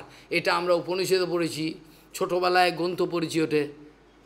ব্রহ্মা এবং ইন্দ্র পরীক্ষা করবার জন্য উশিনর রাজা, এইটা কী নাম, বুঝে গেলাম, হ্যাঁ, তাকে পরীক্ষা করার জন্য এসেছিল। কবুতর, একজন কবুতর, একজন ভালচার, শকুন, ও এসে কোলে এসে পড়ে গেল, কোলে পড়ে গেল। শকুন বলছে, এই ছেড়ে দাও এটাকে, এটা আমার, এটা খাবার, এটা আমি কী করে ছাড়বো, আমার গায়ে আশ্রয় নিয়েছে। এটার গল্প ছোটোবেলায় আমরা পড়েছি স্কুলে থাকতে, এগুলো বোঝাবো না। যাই হোক, এখন বসুদেব চিন্তা করলো যে আমি যদি একে বোঝাই, অন্তত বোঝালে হয়তো বুঝতেও পারে। বলে, দেখুন আপনি তো বীর, মহামান্য বীর আপনি জগতের কাছে, আপনি যদি আপনার বোনকে, একটা স্ত্রী জাতি বোনকে আপনি মেরে ফেলেন, তাও আবার উদ্বাহ পর্বণী, বিবাহ দিনেতে আপনি মারেন, তাহলে আপনার তো চিরকাল অপযশ হয়ে যাবে, আপনার যশ চারিদিকে স্বর্গের লোক, দেবতার বন্ধু, তাই তো। তাহলে এক কাজ করুন, আমি আপনাকে যত সন্তান হয় এর সব আপনাকে দিয়ে দেবো, হয়ে গেল। আর বসুদেব যে সত্যবাদী, কোনোদিন মিথ্যে বলে না, এটা কংস জানে, তাই তো, হ্যাঁ, যা তো সন্তান আমি সব তোমাকে দিয়ে দেবো, তাই কোনো কথা নেই, হয়ে যাবে, কোনো কথা নেই। এবার এই শর্তে, আমরা যেমন শর্ত নিয়ে গুরু সেবা করি, এটা হলে এটা করবো, না করবো না, এটা রাজি আছেন আপনি, যেমন ব্যবসায়ী লোক করে ওরকম। এবার কি হলো, সেখানে কংস এই শর্তে তাকে ছেড়ে দিল, দেখো যত সন্তান সব আগে দেবে, হ্যাঁ ঠিক আছে। এবার সন্তান যত সময়ে প্রসব করেছে, সন্তান নিয়ে যত ভেতরটা ফেটে যাচ্ছে, ভেতরটা একবারে যন্ত্রণায় ফেটে যাচ্ছে, কী করে আমার এই সদ্যজাত শিশুটাকে এই অসুরের হাতে দেবো, হায় হায়। কিন্তু কথা দিয়েছি আমি তো কথা দিয়েছি না, কারণ অনেকে প্রশ্ন করবেন, গুরুপাদপদের এইগুলো বিচার সুন্দর উনি বিচার করছেন, অনেকে প্রশ্ন করবেন, আচ্ছা সন্তানের তো জন্মই হয়নি, যে সন্তানটার জন্ম হয়নি তার জন্য স্নেহ ভালোবাসা প্রকাশ করে এই নিজের যে পত্নী দেবকীকে বাঁচাতে গেলেন কেন? এর মধ্যে উত্তর হচ্ছে এই, বসুদেবজি চিন্তা করছেন জন্ম মরণ ভবিতব্য, জন্মমরণটা ভবিতব্য। আমি আপনাকে যদি মনে করি 100 বছর বাঁচাবো, আমি নাও পারতে পারি। এমনকি অ্যাস্ট্রোলজার গুরুপাদপদকে বলে দিয়েছে 62 বা সামথিং 64 আপনি চলে যাবেন। সেই গুরুপাদপদ করতে গেলেন 102 বছর পর্যন্ত, আরও 108, 10 বছর 12 বছর থাকতেন, কিন্তু থাকলেন না আমাদের দুর্গন্ধ আচরণের জন্য, চরিত্রহীনতার জন্য। দেখে তো কী করবো থেকে, দেখছো তো এই অবস্থা, এই কথা বললেন আমার, দেখছো তো এই অবস্থায় কে কী করবো, সর্বত্রই কলি ছাড়বে না, কলির কোনো কারণ নেই, কলি ঢুকে পড়বে, কলি ঢুকবেই ঢুকবে, ওর বুদ্ধিকে ভেদ করবে, মার এইসব করবে, কলির এটা বিচার, এগুলো করবে। গুরুপাদপদ বলছেন সেখানে বসুদেব যে বিচার করলো, আমি তো বলে ফেললাম, ভগবান আমাকে বললেন শুদ্ধ শত ভূমিকায়, তার ভেতরে তো ভগবান বলে যেরম বলাবে। প্রথম কথা হলো ভক্তের হৃদয়ে ভগবান বসে থাকেন, ভক্ত যা বলেন যা ভগবান বলেন, প্রথম উত্তর এটা। দ্বিতীয় কথা, যদি কেউ তর্ক তোলে, তার ভবিতব্য বলে একটা কথা আছে। বসুদেব চিন্তা করলেন, আচ্ছা আমি তো বললাম বাচ্চাটাকে আমি দিয়ে দেবো, এমনও তো হতে পারে বাচ্চাটা কপালে থাকলে বাচ্চাটা বেঁচে যাবে, এমন করে ঘটে যেতে পারে, হতে কোনো একজন ভবিষ্যৎবাণী করেছেন, এই আপনার ছেলেটা অমুক দিনেতে আপনার মারা যাবে, অ্যাক্সিডেন্টে মারা যাবে। এবার বাবা মা কী করেছে, দুত্তার অ্যাস্ট্রোলজারের নিকুচি করেছে, বলে ঘরের মধ্যে বলছে ঘরে শুয়ে থাক, তুই তো কিছু করতো খোকা, তো ঘরে শুয়ে, ছোট্ট বাচ্চা ঘরে শুয়ে রয়েছে। ভগবানের ভবিতব্য কে আটকায়? পাকাটাই ভেঙে বুকে পড়ে গেল, পাকাটা ভেঙে বুকে পড়ল, বাচ্চাটা মরে গেল। তাহলে ভবিতব্য যদি লেখা থাকে তুমি মরবে, সে কোথায় মরবে? সে আর নিজের হাতে কিছু নেই, নিজের হাতে কিছু, আমার হাতে কিছু নাই তো, তা আমি তো খালি ল্যাজ নাড়ি, আমার হাতে তো কিছুই নাই, আমার হাতে কিছু নেই, সব ভবিতব্য। হ্যাঁ, যখন আমি আত্মনিবেদন করে দিই তখন আমার জীবন গুরু বৈষ্ণব ভগবানের দ্বারা নিয়ন্ত্রিত হয়, তার আগে তো হয় না। বসুদেব চিন্তা করলেন ভবিতব্য, আমি বললাম বটে, তো ভগবান তো এমন করতে পারে বাচ্চাটাকে মারতে পারলো না, হতেও তো পারে। হ্যাঁ, একজন বললো মেরে ফেলবো, আমি দেখবো, তো বেরো তুই। দেখা গেল সেই হার্ট ফেলে মারা গেল আগের দিন, হার্ট ফেলে সেই মারা গেল, সে ওকে কী মারবে? যে বলছে মেরে ফেলবো তোকে, তার আগের দিন ওই মারা গেল হার্ট ফেলে রাত্রে, কিছু করার নেই। কাজেই বসুদেবজির বিচার হলো, তিনি বলছেন যে দেখো আমি তো বললাম, কিন্তু ভগবানও তো একটা বাচ্চাটাকে নাও মারতে পারে, তা বাচ্চাটার জীবন মরণ তো আমার হাতে নেই, কিন্তু অন্তত একে তো এখন এই পরিস্থিতিতে এটা ছাড়া তো আর কোনো রাস্তা দেখছি না, এছাড়া তো অন্য রাস্তা নেই, তা এটা বলে কম করে বাঁচাই, তারপর ভগবানকে প্রার্থনা করবো ভগবান যে করে বাচ্চাগুলোকে বাঁচাবেন, তার হাতের সব কিছু। এই ফার্স্ট পয়েন্ট। দ্বিতীয় কথা হলো, পরপর যে সন্তান হচ্ছে প্রতি বছর, এটা না করে বসুদেবজি এমনও তো হতে পারে, ঠিক আছে তোমার বোনকে ছেড়ে আমি চলে গেলাম, আমি আর থাকবো না, আর তাহলে না থাকলে তো সন্তানও জন্ম হবে না, কথাটা বুঝে গেল। এমনও তো হতে পারতো, ঠিক আছে আমি তোমার বোনকে ফেলে দিয়ে আমি চলে গেলাম, তুমি দেখো তোমার বোনকে, আমি চললাম, এটা তো বিবাহের দিন হলো না, চলে গেলাম, এটা বললো না। তার কারণ বসুদেবজি দিব্য চক্ষুতে দেখছে যে আমার মাধ্যমে ভগবান অনেক কিছু কাজ করবেন, সেবা। আমি যদি না থাকি দেবকীর সঙ্গে, তাহলে যে যে আজ যে পূর্বের জন্মের কথা বলেছিলেন, কালনেমির যে পুত্র হিসেবে জন্মেছিল, এগুলো ঘটনাগুলো আগে বলে আবার এখানে আসবো আমি, আগে পরে আলোচনা করতে হচ্ছে। বহুত পূর্বে মরীচির পুত্র 6 জন ব্রহ্মা অর্থাৎ ঠাকুরদাদার ক্রিয়াকর্ম দেখে হেসেছিলেন। এই ঘটনাটা আমি আর বলবো না, এটা না বলাই ভালো, এতে জড়বুদ্ধি সম্পন্ন। ব্রহ্মার একটা ক্রিয়াকর্মেতে এই 6টা বাচ্চা নাতি হো করে হেসেছিলেন। এই মহতের ক্রিয়াকর্মেতে হাসবার জন্য তাদের অসুরকুলে জন্ম হল, অসুরকুলে জন্মার পরেতে কি হলো, এবার কালনেমির পুত্ররূপে জন্মালেন।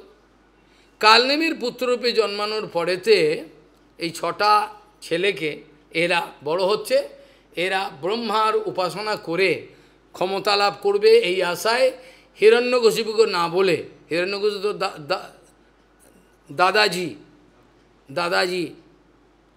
অর্থাৎ ঠাকুর দাদা, ওকে না বলে ওরা তপস্যায় চলে গেছে। তপস্যা যখন ফিরে এসছে, যখন খবর পেল যে আমাকে না বলে এরা চলে গেছিল, এটা যখন খবর পেল, তখন বলল তোমরা আমাকে না বলে চলে গেছো, আমার অনুমতি না দিয়ে, তোমাদের কদাপি মঙ্গল হবে না, আর তোমাদের অভিশাপ দিচ্ছি, তোমরা পরবর্তীকালে কি করবে, দেবকী নামক এক মায়ের গর্ভে জন্ম হবে, তোমাদেরকে কংস, এই কে যেন অভিশাপটা দিলে ভুলে গেলাম,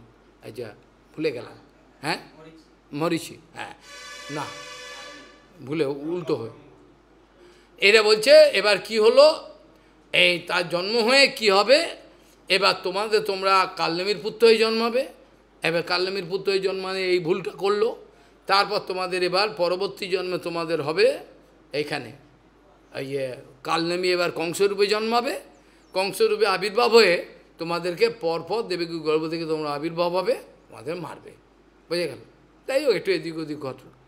এরপরে কি হলো, দেবকীর গর্ভ থেকে 1 2 3 4 5 6 করে 6 পুত্র, ওই পুত্র জন্মালো, কালনেমি কংস হিসেবে জন্মালো, কংস এবার তাদেরকে আছাড় মেরে মারলো, বুঝে গেল। এরম ধরে এরম আছাড় মারছে, মেরে ফেলছে।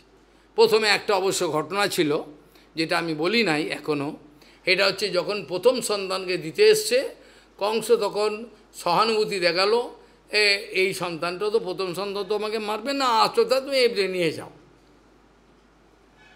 কংস সহানুভূতি দেখালো যে প্রথম সন্তান তো মারবে না, তা আমি প্রথমে মেরে কী করবো, নিয়ে যাও।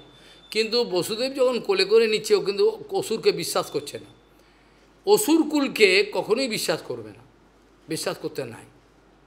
রজস্তম তারিত ব্যক্তিকে কোনো এই বলছে, আচার্যের কাজও যদি করে এই বলছে, এই পাল্টে দেবে কথা, তাদের বিশ্বাস করতে নাই। রজস্তম তারিত ব্যক্তি প্রমাণিত, এগুলো এরকম বানানো গল্প নয়। তাহলে প্রথম সন্তানটাকে যে ফেরত দিল, তখন বসুদেবজি মনে মনে চিন্তা করছে যে আমি তো ছেড়ে দিলাম, ও তো ছেড়ে দিল, কিন্তু আমার বিশ্বাস হচ্ছে না, কি করে না করে। কিছুদিন পরে এই ঘটনা ঘটল। নারদজি মহারাজ যখন ওই সভাতে এলেন, নারদজি মহারাজ চিন্তা করলেন এ তো সন্তানটাকে ফেরত দিল, তার মধ্যে এর মৃত্যুটা তাড়াতাড়ি হবে না। এই যত অপরাধ করে অসুর, এই জন্য সাধুগুরু গোস্বামীর নিয়ম হলো যে কোনো অসুর আপনাকে কেটে দেবো, মেরে দেবো বলে, কাট মার, যত এগোবে, যত বেশি অপরাধ করবে তার মৃত্যুর দিন আর তাড়াতাড়ি না, হয়তো 80 বছর বাঁচত। এবার তার অপরাধের ফলে তার জন্ম কমে যাবে, জন্ম আগে হবে, বোঝা গেল না? এই অপরাধটাকে করিয়ে তার মৃত্যু যেমন তাড়াতাড়ি হয়। কেন আমরা জানি অপরাধ করার সঙ্গে সঙ্গে তাদের আয়ু শ্রিয় যশো ধর্ম, আয়ু শ্রিয় যশো ধর্ম লোকান আশিস এবচ হন্তিং শ্যাংস সর্বাণী মহদ অতিক্রম। মহৎ ব্যক্তির অতিক্রম করলে তো এবার তাকে নারদ এসে বললেন, রাজন তুমি ভালো আছো? আর ভালো আর খাবো, এই অবস্থা চলছে। তাই তো বলি, তুমি তো দেবকীর এই ছেলেগুলোকে ফেরত দিচ্ছ, তা আমি এক্ষুনি ঘুরে ফিরে আসছি। উত্তর মেরুর ওই এখানে মিটিং করছে ব্রহ্মা দেবতাগণ, ওখানে তোমার বিষয়ে আলোচনা করছে এই অসুরকে কী করে মারা যায়। তাই নাকি? হ্যাঁ, আমি এই মিটিং থেকেই আসছি, ওই সভা থেকে আসছি, ওখানে তোমার মারার ব্যাপারে আলোচনা। সাবধান, এই যে দেবকী বসুদেব এই যে যারা আছে না, এসব কিন্তু দেবতা ছদ্মবেশে জন্মেছে। আর নন্দ বসুদেব নন্দবাজ ওরাও দেবতা, কাউকে বিশ্বাস করো না। তাই তো আমি কাউকে বিশ্বাস করবো না। আর করলেন নারদজি দেখলেন এই ওষুধটাকে মারবার জন্য এইটার যে ফোন দিই, এটা না করলে মরবে না। এটা না, এটা যদি কেউ মনে করে নারদজির হিংসা বিদ্বেষ, না, এটা যদি ভগবত লীলাকে পুষ্টি করবার জন্য ইচ্ছে করে করলেন, ভগবানের প্রেরণা। তখন এবার করলো কংস বললে বাঁধ বেঁধে, এই দুটোকে বাঁধ বেঁধে জেলে ভোর, ওটা হ্যাঁ, এগুলো জেলে পুড়ে দিল। দিয়ে বললে সব কটা সন্তানকে এবার হচ্ছে আচার মারছে। থাক, যত সন্তান আমি কম করে অল্প কথায় বলি, যত সন্তান হয় জন্মায় এই আচার বেড়ে মারে। এবার বেড়ে এবার তারপর কেন এই আচার মেরে মারে, এরা আচার মেরে এগুলোকে মেরে ফেলে। আচার মেরে ফেলার পরেতে তাদের এবার এ হয়ে যায়, কোনো কথা নেই। এই ভারেতে তারা কি করলো, কোনো মতেই এবার কংসের এবার মৃত্যু এবার কাছাকাছি, কোনো রকমভাবে বাঁচবার আর কোনো রাস্তা নেই, বাঁচবার কোনো রাস্তা নেই। এইভাবে করতে করতে সপ্তম গর্ভেতে এবার ভগবানের আদেশ অনুযায়ী এবার কি হচ্ছে, ভগবানের আদেশ অনুযায়ী কি সপ্তম গর্ভে কি হচ্ছে, এবার অনন্তদেব আসবে। বাসুদেব কলানন্ত সহস্র বদন স্বরাট অগ্র ভবিতা দেব হরিপ্রিয় চিকিৎসয়া। হরির আদেশ পালন করার জন্য, তার লীলার আনুকূল্য করবার জন্য এবার ভগবান সহস্রবদন স্বরাট। এবার মনে রাখতে হবে, স্বরাট কথাটা বলার সঙ্গে সঙ্গে কিন্তু কৃষ্ণ আর বলরাম যে অভিন্ন, এটা কিন্তু আবার প্রমাণ করছে। কেন স্বরাট আমরা একমাত্র কৃষ্ণকে বলি, কিন্তু এখানে ভাগবত বলছে ইনিও স্বরাট, অর্থাৎ কৃষ্ণ বলা আলাদা না, যেই কৃষ্ণ সেই বলরাম, অথচ আলাদা। এই তত্ত্বটা উপলব্ধি করতে হয়। তাহলে এবার কি হলো, সেই বলরাম এবার সেখানে দেবকীর গর্ভেতে আবির্ভাব হলেন। দেবকীর গর্ভেতে আবির্ভাব হওয়ার পর এবার কংস নজর রেখেছে যে কোনো গর্ভ হবে, কি হবে, সব খবর দিচ্ছে। তো জেলের চারিপাশে লোকজন পাহারা দিচ্ছে, একটা মধ্যে পালাবার কোনো পথ নেই। নজরবন্দি শুধু নয়, ও জেলের ভেতরে কারারুদ্ধ, জেলের ভেতরে আবার শেকল দেওয়া, জেলের ভেতরকে শেকল দেয় বলে ওর তাও বিশ্বাস নেই, জেলের ভেতরে পর্যন্ত শেকল দিয়ে রেখেছে। তাহলে এতটা অবিশ্বাস ওর। এবার আস্তে আস্তে কী হলো, গর্ব বড় হচ্ছে। তারপরে কংস বলছে এটাকে সাবধান, এই গর্ব যেন কোনো রকমভাবে করে মারতে হবে। এবার ভগবানের ওখানে ভগবান আদেশ করেছেন যে, ভগবানের আদেশ আছে যে আমার অংশে যে আসবে অগ্রভবিতা, আগে জন্মাবেন তিনি, তাকে কিন্তু ওই গর্ভ থেকে আকর্ষণ করে নিয়ে গোকুলে আমাদের যশোদা মায়ের সঙ্গে তো থাকতে রোহিণী মা, এবং শাস্ত্রেতে বলছে শুধু রোহিণী মা নয়, অনেকে বসুদেবের পত্নীরা 8 জন না কজন ছিলেন, অনেকেই লুকিয়ে রয়েছে। তারা কংসের অত্যাচারে সামনে আসেন না, ধরা পড়ে গেছেন এখন এই 2 জন বসুদেব দেবীকে জেলখানা দিয়েছে। এখন ওখানে বিচার হলো ভগবানের আদেশে 6 মাস পরে, 6 মাস গর্ভ যখন ঠিক, সেই সময় গর্ভকে আকর্ষণ করে নিয়ে কি করলেন, যোগমায়ার প্রতি আদেশ করেছিলেন, তোমাকে আমি বর দিলাম, তোমাকে এবার লোকে চণ্ডিকা, দুর্গা, কালী, বৈষ্ণবী বিভিন্ন রূপে তোমাকে জগতে সব ধূপ দীপ দিয়ে তোমাকে বিরাট উৎসাহ পূজা করবে। বিন্দবাসিনী, একে ওই যে কন্যাটাল আসছে চাচা, সে বিন্দবাসিনী, বিন্দাচলে বিন্দবাসিনী উনি আছেন, উনি ওখানে হাত থেকে পৌঁছতে গিয়ে, পরের কথা আসছি আমি, এটা পরে আসবে। তাহলে এইখানে এদেরকে 6 মাসের গর্ভকে ওখান থেকে নিয়ে এবার এখানে রোহিণীর গর্ভকে স্থাপন করে আসো, দেখো রোহিণী মায়ের যেন কোনো কষ্ট না হয়, এমনভাবে স্থাপন, যোগমায়া আশ্চর্যভাবে স্থাপন করলেন। দেবকী যোগমায়ার দ্বারা অভিভূত হয়ে তিনি মনে করলেন গর্ভ হয়েছে, আর জগতের লোকও তারা আফসোস করছেন, অনেক দিন পরে সপ্তম এটাও নষ্ট হয়ে গেল। আসলে যে সপ্তম গর্ভটা নষ্ট হয়নি এটা কংস জানতে পারলো না, কংসকে বোকা বানানোর জন্য এই প্ল্যানটা করা হলো, কংসকে বোকা বানানোর জন্য এই প্ল্যানটা করা হলো, কংস বুঝতে না, কংস এবার গুনছে। এবারে নারদজির যে কথাটা বলেছিলাম, আপনার অষ্টম গর্ভে ছেলে আমাকে মারবে, তখন নারদজি তার বুদ্ধি ভেদ করে দিল, দেখো এই দেবতাদের বিশ্বাস করো না, এরা বড় চালাক, তোমার অষ্টম গর্ভ তুমি অপেক্ষা করবে 1 2 3 4 5 6 7 8, তুমি কি জানো দেবতারা এত চালাক, যদি উল্টোভাবে গুনে 8 7 6 5 4 3 2 1, তাই তো এটাও তো হতে পারে, অষ্টম গর্ভ কাকে বলি, ওই দিক থেকে গুনলে উল্টো গুনলে তো 1 নম্বরটা 8 নম্বর, ঠিক বলেছেন আপনি, আপনি যে কি আমার মঙ্গল করলেন আমি আর কি বলবো। বলে এবার নারদজি বললে ভালো হয়েছে, অসুরের এবার ভালো হলো, এবার চলে গেল। এবার কি হলো, এবার কি করলো, সব কটাকে বন্দি করলো এবং মারতে আরম্ভ করলো একটা একটা করে। তারপরের ঘটনাটা এইটা, অর্থাৎ সংকর্ষণ, এর নাম সংকর্ষণ কেন হলো, এর 2টো কারণ আমি বলেছিলাম। একটা হচ্ছে তার বসুদেব দেবকীর গর্ভ থেকে আকর্ষণ করে নিয়ে গেছিলেন, সম্যক রূপে আকর্ষণ করে নিয়ে গেছিলেন একটা, দ্বিতীয় হলো তিনি বলরাম সংকর্ষণ, তিনি আমাদের হৃদয়ে যে যত নোংরা আছে, যেমন কেউ যদি জমি চাষ করতে চায়, প্রথমে জঙ্গের লাঙল দেবে, নিয়ে জমি যত কচা আছে, প্লাস্টিক কোনো যত কিছু নোংরা সেগুলো সে বার করে ফেলবে, তারপরেতে সেই জমিকে ভালো করে কর্ষণ করে জল দিয়ে তারপর সেখানে এবার বীজ রোপণ করবে, বীজ রোপণ করবে, মই দেয়, আবার মই দেয়, মই মানে ওই টানে, তারপর বীজ দেবে, বীজ দেওয়ার পর মই দেবে, সুন্দরভাবে জল ফল দেবে, তারপর সেখানে হবে।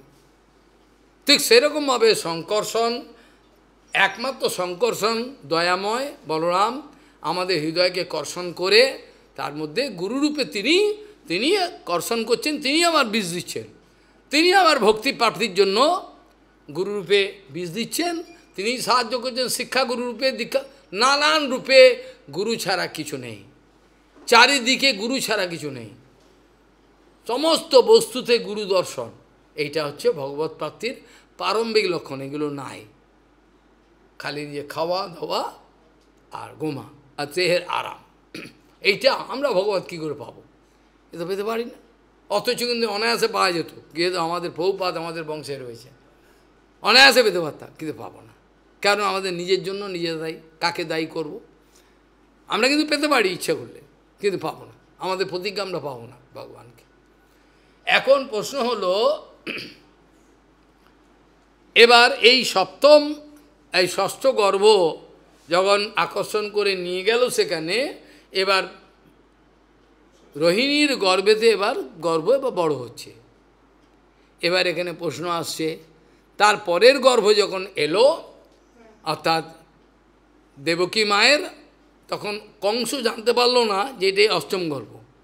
এটা ধীরে ধীরে বড় হচ্ছে, বড় হওয়ার সঙ্গে সঙ্গে কি হলো, এখানে বলরামকে যেহেতু 6 মাসের গর্ভ ট্রান্সফার করা হয়েছে, আর আমাদের হিসাবে আছে 8 মাসে কৃষ্ণের জন্ম আবির্ভাব, 8 মাসে, 8 মাসে বোধ হয়, আমি যদি ভুলে না গিয়ে 8 মাস।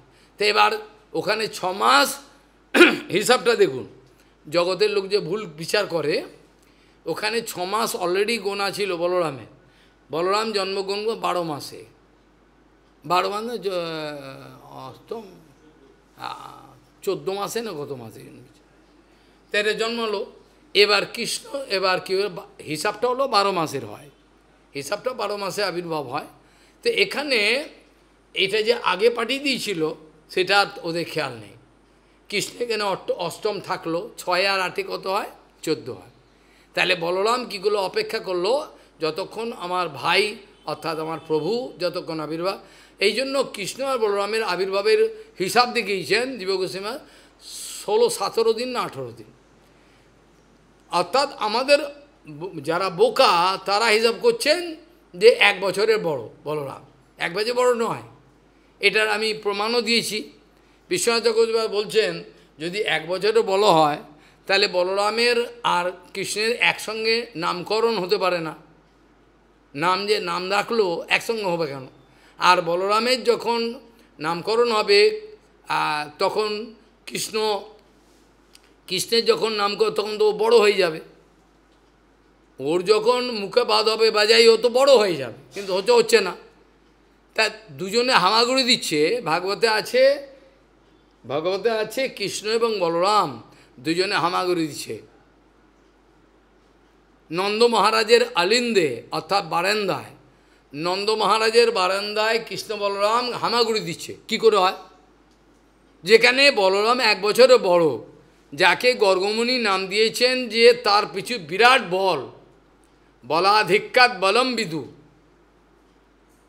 বলাধিক্যাৎ বলম বিদু, সেখানে গর্গমুনি দিব্যযোগে সব বলে দিচ্ছে এর বিরাট বল।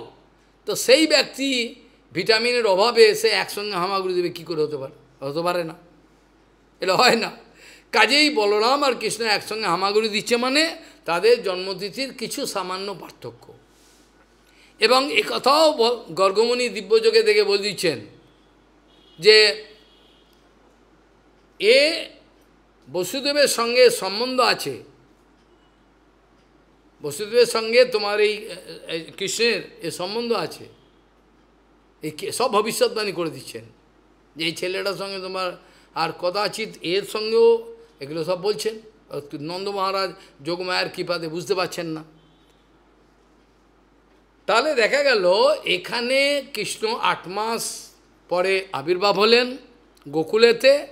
তার ঠিক কিছুদিন পূর্বে অর্থাৎ 16-18 দিন পূর্বে বলরাম আবির্ভাব হয়েছিলেন রোহিণীর গর্ভ থেকে। এবং তারপরেতে যে আনন্দ হয়েছিল ওখানে এগুলো বিভিন্ন সংহিতায় লেখা আছে, পুরাণে লেখা আছে। ওখানেও নন্দবাবা দুজনকে নিজের ছেলে মনে করতেন। ওর আনন্দে উৎসব করেছিলেন তিনি, ওর আনন্দে উৎসব করেছিলেন, এটা যে না এটা করেনি। তবে হ্যাঁ, নন্দবাবা এবং যশোদা মায়ের রাজা তো ব্রজরাজ, তাদের কোনো সন্তানাদি নেই, সন্তানাদি নেই। তো এই সন্তান আবির্ভাবের পর তাদের আনন্দ মানে ব্রজভূমি ফেটে পড়েছিল। সে ব্রজভূমির এরকম অবস্থা আমি এগুলো বর্ণনা করতে পারবো না, এগুলো এটা মেকি হয়ে যাবে, নকল। নন্দবাবার জন্মেতে, নন্দবাবার বাড়িতে এই যে কৃষ্ণের যে জন্মটা হলো, কৃষ্ণ সেটা জীব গোস্বামী বা শাস্ত্র থেকে প্রমাণ দিয়েছেন, স্কন্দপুরাণ পদ্মপুরাণে প্রমাণ দিয়েছেন। এখানে যখন যে সময়েতে 12টার সময় যে সময়েতে গোকুলেতে কৃষ্ণের জন্ম হয়েছিল, আবির্ভাব হয়েছিল, ঠিক সেই সময় বসুদেবের কারাগারে কৃষ্ণ আবির্ভাব। ওইটা হচ্ছে বসুদেব কৃষ্ণ, আর এটা হচ্ছে নন্দনন্দন কৃষ্ণ। বোঝা গেল? এরা প্রমাণ দিয়েছেন যে একই সঙ্গে, কিন্তু কেউ জানে না, কেউ জানে না। এটা যোগমায়ের ইচ্ছা না যে লোক জানুক, বাইরের লোক। তাহলে দেবকীর গর্ভ থেকে যেটা প্রমাণ করলো, এটা তো ভগবান চতুর্ভুজ আবির্ভাব হলো। ভগবানের জন্ম মানুষের মতো হয় না। তাহলে সেখানে যে জন্মটা হলো আবির্ভাব, ওই সময় একইভাবে একটা পুত্র এবং একটা কন্যা প্রসব করেছিলেন যশোদা মা। এটা কিন্তু কৃষ্ণ ভবিষ্যৎবাণীতে বলে দিয়েছিলেন দেবতাগণকে, যখন ব্রহ্মা যখন তপস্যা করেছিলেন ক্ষীরসাগরের তীরে গিয়ে ভবিষ্যৎবাণী করেছিল যে একটা কন্যা এটা হবে, যোগমায়াকে বলছেন নিজে। এবং যোগমায়া যে আবির্ভাব হয়েছেন, যশোদা মা এতই ক্লান্ত ছিলেন তিনি বুঝতেই পারেননি একটা ছেলে একটা মেয়ে হয়েছে, এটা জানেন না, এটা তিনি জানেন না, তিনি অজ্ঞান, একবারে অজ্ঞান অবস্থায় পড়ে রয়েছেন। এই অবস্থায় এবার ভগবানের আদেশে বসুদেব কি করলেন, বসুদেব কি করলেন, এই যে সন্তানটা হয়েছে কোলের মধ্যে শুয়ে পড়ল কারাগারে, প্রথমে যেটা বললাম, সেই শিশুটাকে রেখে আসবার জন্য গোকুলে আদেশ হলো, আদেশ হলো। পরে আমি বললাম হিসাবটা আসবো আবার। হওয়াতে কি হলো, কারাগার খুলে গেল, যে প্রহরী আছে এয়ার ইন্ডিয়া যেমন এরকম মৌচালার ঘুমোয় টিকিট বিক্রি করে, ওই রকম ঘুমোচ্ছে, ওরা জানতে পারলো না এয়ার ইন্ডিয়ার টিকিটে ঘুমোচ্ছে, ঘুমন্ত পুলিশ, ওরা ঘুমোচ্ছে। আর ঘুমিয়ে পড়লো যোগমায়ার কৃপাতে, ওই যে এই নিজের শেকল খুলে গেল, কারাগার খুলে গেল, সেখানে বাচ্চাটাকে কোলে নিয়ে সোজা চলে গেল। এখানে যমুনার তীরে পার হতে গিয়ে দেখেন যমুনার উত্তাল অবস্থা, এই তো অসম্ভব, কী করে পার হব। দাঁড়িয়ে দাঁড়িয়ে ভাবছেন এই তো বিশাল সাগরের মতো ঢেউ, বাচ্চা তো ডুবে যাবে, সাঁতার কাটতে পারবে না বাচ্চাটা, কি করবে। তখন দেখে একটা শিয়াল অনায়াসে পার হয়েছে, শিয়ালটা পার হয়ে গেলে এইটুকুটুকু পা তার, আমার তো লম্বা পা, তা আমি নিশ্চয়ই পার হব। শিয়াল পার হয়ে গেল দেখলে, তো শিয়াল আগে পার হচ্ছে, এবার বসুদেব পার হয়ে গেল। তার মধ্যে অনেক গোপন রহস্য আছে, জীব গোস্বামী লিখেছেন। কোল থেকে বাচ্চাটা একবার যমুনাতে পড়ে গিয়ে যমুনাদেবী দুঃখ করছেন, প্রভু তুমি আমার উপর দিয়ে যাচ্ছ, একটু আমাকে একটু স্পর্শ দিয়ে যাও। কোল থেকে ইচ্ছে করে উছলে পড়লো, আর পুরো বাচ্চাটা কোথায় আবার করে তুললো, সঙ্গে সঙ্গে তুলে ফেলেছে, স্পর্শ হলো একটু। তারপর তিনি গেলেন, গিয়ে সেই গোকুল মহাবন, এখন লোকের অনেক তর্ক আসবে, মশাই গোকুল মহাবন 20 কিলোমিটার কী করে গেল হেঁটে হেঁটে, আর হাঁটতে কত টাইম লাগে বলুন দেখি, এগুলো জড়বুদ্ধি। এখন হিসাব বলতে হয়, হিসাব বলতে হয়। যদি জড়জগতের টাইম ট্রাভেল বলে একটা জিনিস হিসাবগুলো হয়, তা আমরা আমাদের টাইম ট্রাভেলের কথা অলরেডি বলা রয়েছে ভাগবতে, যেটা বিজ্ঞান এখন বলছে, হয়েছে না? আরে বাবা, রেবত রাজা রেবতীকে নিয়ে ব্রহ্মার কাছে গেছিল, ব্রহ্মার কাছে গিয়ে ব্রহ্মাকে যে কোন ছেলের সঙ্গে আমার মেয়ে বিয়ে দেবো, ব্রহ্মা বলছে এখন যে ফেরত যাবে এই তো তোমার সত্য তেতা দাপড় শেষ হয়ে গেল। বলেন কি, এটা কি মানে হলো? আমি অঙ্ক করে বলে ব্ল্যাকবোর্ড করবি, আমি প্রমাণ দেখিয়ে দেবো। প্রত্যেক ব্যক্তি তার কিন্তু মোশনে রয়েছে, যেটা আইনস্টাইনের কথা আমি আগে বলেছিলাম। বলছে সময় কাকে বলে, time is nothing by movement. এবং আমি গ্র্যাপ করে দেখিয়ে দেবো, যখন তুমি বসে রয়েছো মনে করছো, তখন তুমি এগোচ্ছ, কিন্তু কোথায় তুমি টাইমের ট্রাভেল এগোচ্ছ, তোমার বডি এগোচ্ছে না। এখন তোমার যখন জড় বডিটা যখন এগোচ্ছে, তখন তোমার এই অ্যাক্সিসে তুমি যত টাইমে এটা সেটা মধ্যিখান দিয়ে এটা রেখা যাবে। যারা অঙ্ক জানে, যারা ম্যাথমেটিক্সে অনার্স ছিলেন তারা বুঝবে, অপূর্ব একটা হিসাব আছে, এই জড়জগতে হিসাব করে দেবো। তা আমাদের কথায় তো অলরেডি বলা রয়েছে। তাহলে রেবতী দেবীকে নিয়ে যখন রেবত রাজা গেলেন, ফিরে আসতে ছিল টাইম ট্রাভেল, আর কি হয়ে গেল, আগে পিছিয়ে চলে যাবে।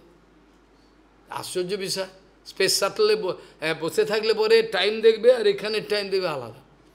এটা প্রথম আইনস্টাইন বলেছিলেন, time is a relative factor. এটা কত আশ্চর্য জিনিস, এটা বাস্তবিক কথা। হিমালয়েরও ও উঠতে গেছে, ওখানে গিয়ে টাইম ঘুরে যাচ্ছে, টাইম স্লো হয়ে যাচ্ছে, ফাস্ট হয়ে যাচ্ছে, এরকম অবস্থা। যাই হোক, এখন প্রশ্ন হলো, এই যে আবির্ভাব হলো একই সঙ্গে, এটা কিন্তু জড়জগতের লোক জানে না, কিন্তু একই সঙ্গে আবির্ভাব হলো, গোকুলেতে কৃষ্ণ হলো, আর এখানেও কৃষ্ণ আবির্ভাব হলো, কিন্তু লোকে জানেন। এটা যে বসুদেব কৃষ্ণ, বসুদেব কৃষ্ণ এটা, কিন্তু বসুদেব কৃষ্ণ আর কৃষ্ণ একই, তা হলেও পার্থক্য। কেন এনাকে স্বয়ংরূপ ভগবান বলতে পারবো না। কৃষ্ণ হলো স্বয়ংরূপ ভগবান। নন্দনন্দন কিছু যার সম্বন্ধে ভাগবতে এবং অন্যান্য পুরাণে পরিষ্কার বলা আছে, নন্দাত্মজহা। এই কথাটা কিন্তু বসুদেবের জন্য বলা নেই। নন্দাত্মজহা মানে নন্দের আত্মজ। আত্মজ কথার মানে বোঝেন? এটা কিন্তু বসুদেবের জন্য বলা নেই, বসুদেবের ছেলে। কিন্তু আত্মজ কথাটা একমাত্র কিন্তু কৃষ্ণের জন্য বলা হয়, মানে নন্দ বাবার জন্য। যেন ঠিক যেমন মানুষের জন্ম হয় ওরকম তার শরীর থেকেই যেন তিনি এসেছেন। এই জন্য এতটাই গাঢ় ভালোবাসা তার। এখন প্রশ্ন হলো যে বলরামের আবির্ভাব হয়ে, বলরাম অল্প কদিন, তারপরে কৃষ্ণের আবির্ভাব হলো।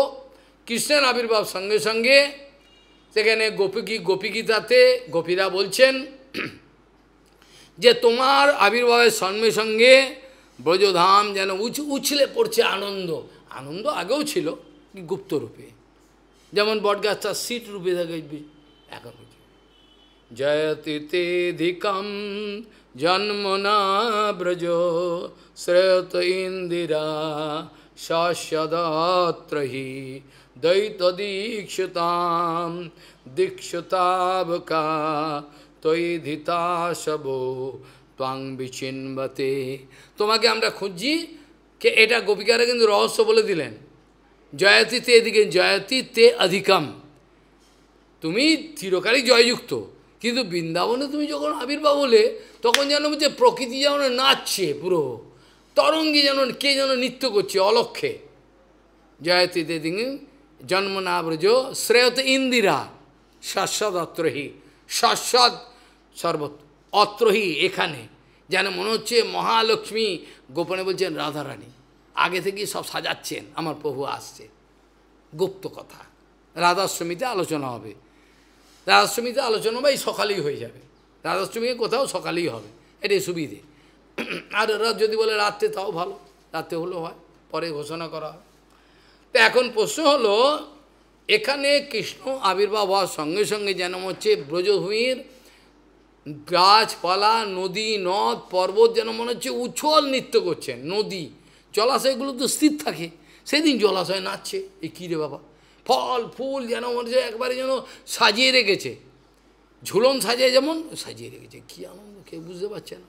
এইভাবে ভগবান রাত্রির 12টার সময় সমস্ত গ্রহ তারা নক্ষত্রকে দক্ষিণাদি, তারা দক্ষিণা দিচ্ছে কৃষ্ণকে। এই গ্রহ তারার পরোয়া করেন না কৃষ্ণ, গুরু বৈষ্ণবও করেন না। শনির দশা হোক, মঙ্গলের দশা হোক, ভজন করে যান, ঠিক আছে না? এইভাবে যখন আবির্ভাব হলো তখন সেটাকে বলে এই রাত্রির 12টার সময় অপূর্ব নক্ষত্র এবং তারার সম্মিলন, এতে তিনি আবির্ভাব হলেন। আবির্ভাব হয়ে এবার বসুদেবজি সেখানে যখন সুতিকা গৃহে পৌঁছালেন, গিয়ে একমাত্র বসুদেব দেখছেন যে একটা ছেলে রয়েছে, মেয়েটাকে আর দেখতে পাচ্ছেন না। এই মেয়েটাকে দেখতে পাচ্ছেন, ছেলেটাকে দেখতে পাচ্ছেন না, নাকি কাউকে, হ্যাঁ বোধহয়, হ্যাঁ ঠিক। এইভাবে যখন ছেলেটা, আরেকটা ছেলে যে রয়েছে এটা তোর জ্ঞান নেই। এবার যখন এই ছেলেটাকে যখন বিছনায় রাখলেন, তখন জীবগোস্বামী এবার বলছেন এই নন্দনন্দন কৃষ্ণের মধ্যে বসুদেব কৃষ্ণে গিয়ে মিলে গেল এবং একটা কৃষ্ণ রইল। এবার এই যে কন্যাটা, এই যখন পরে যখন হইচই পড়ল যে দেবকী এরকম প্রসব করেছে, তখন এখানে বলে দিয়েছেন যে কন্যাটাকে দেখবে, কন্যাটাকে নিয়ে চলে আসবে। তাহলে এই ছেলেটাকে ওখানে রাখলো, একমাত্র বসুদেব দেখতে পেয়েছিল কন্যাটা রয়েছে, তো বলেছিল আদেশই তাই ছিল যে এই ছেলেটাকে রাখবে, ছেলেটাকে দেখতে পায়নি। ছেলেটাকে সঙ্গে বসুদেব কৃষ্ণ নন্দনন্দন কৃষ্ণ মিলে গেল। এবার কন্যাটাকে কোলে নিয়ে এখানে কী হলো, পূর্বের মতো আবার চলে এলো। এখানে এসে কি হলো, সেই যমুনা পার হয়ে পরে আবার কংসের কারাগারে প্রবেশ করলো। করার সঙ্গে সঙ্গে কংসের কারাগার লেগে গেল, আর তার হাত কড়া যেমন আগে ছিল ওরম হয়ে গেল। আর কন্যাটা ওয়া ওয়া কাঁদতে আরম্ভ করলো। কংসের প্রহরীরা চিৎকার করলো, এই হয়েছে, এবার খবর দিই মালিককে। এবার গিয়ে খবর দিয়েছে, কংস ঘুমোচ্ছে। ঘুমিয়ে যখন চিৎকার করছে দেবকীর, ও তো দিনরাত ভয়েতে দেখছে না, এই আমার আবির্ভাব যে আমাকে কাটবে, আমাকে মারবে, এই ভয়। তো ঘুমও ভালো হচ্ছে না, ডিপ স্লিপ হচ্ছে না, ডিপ স্লিপ হচ্ছে না, ভালো করে ঘুম হচ্ছে না।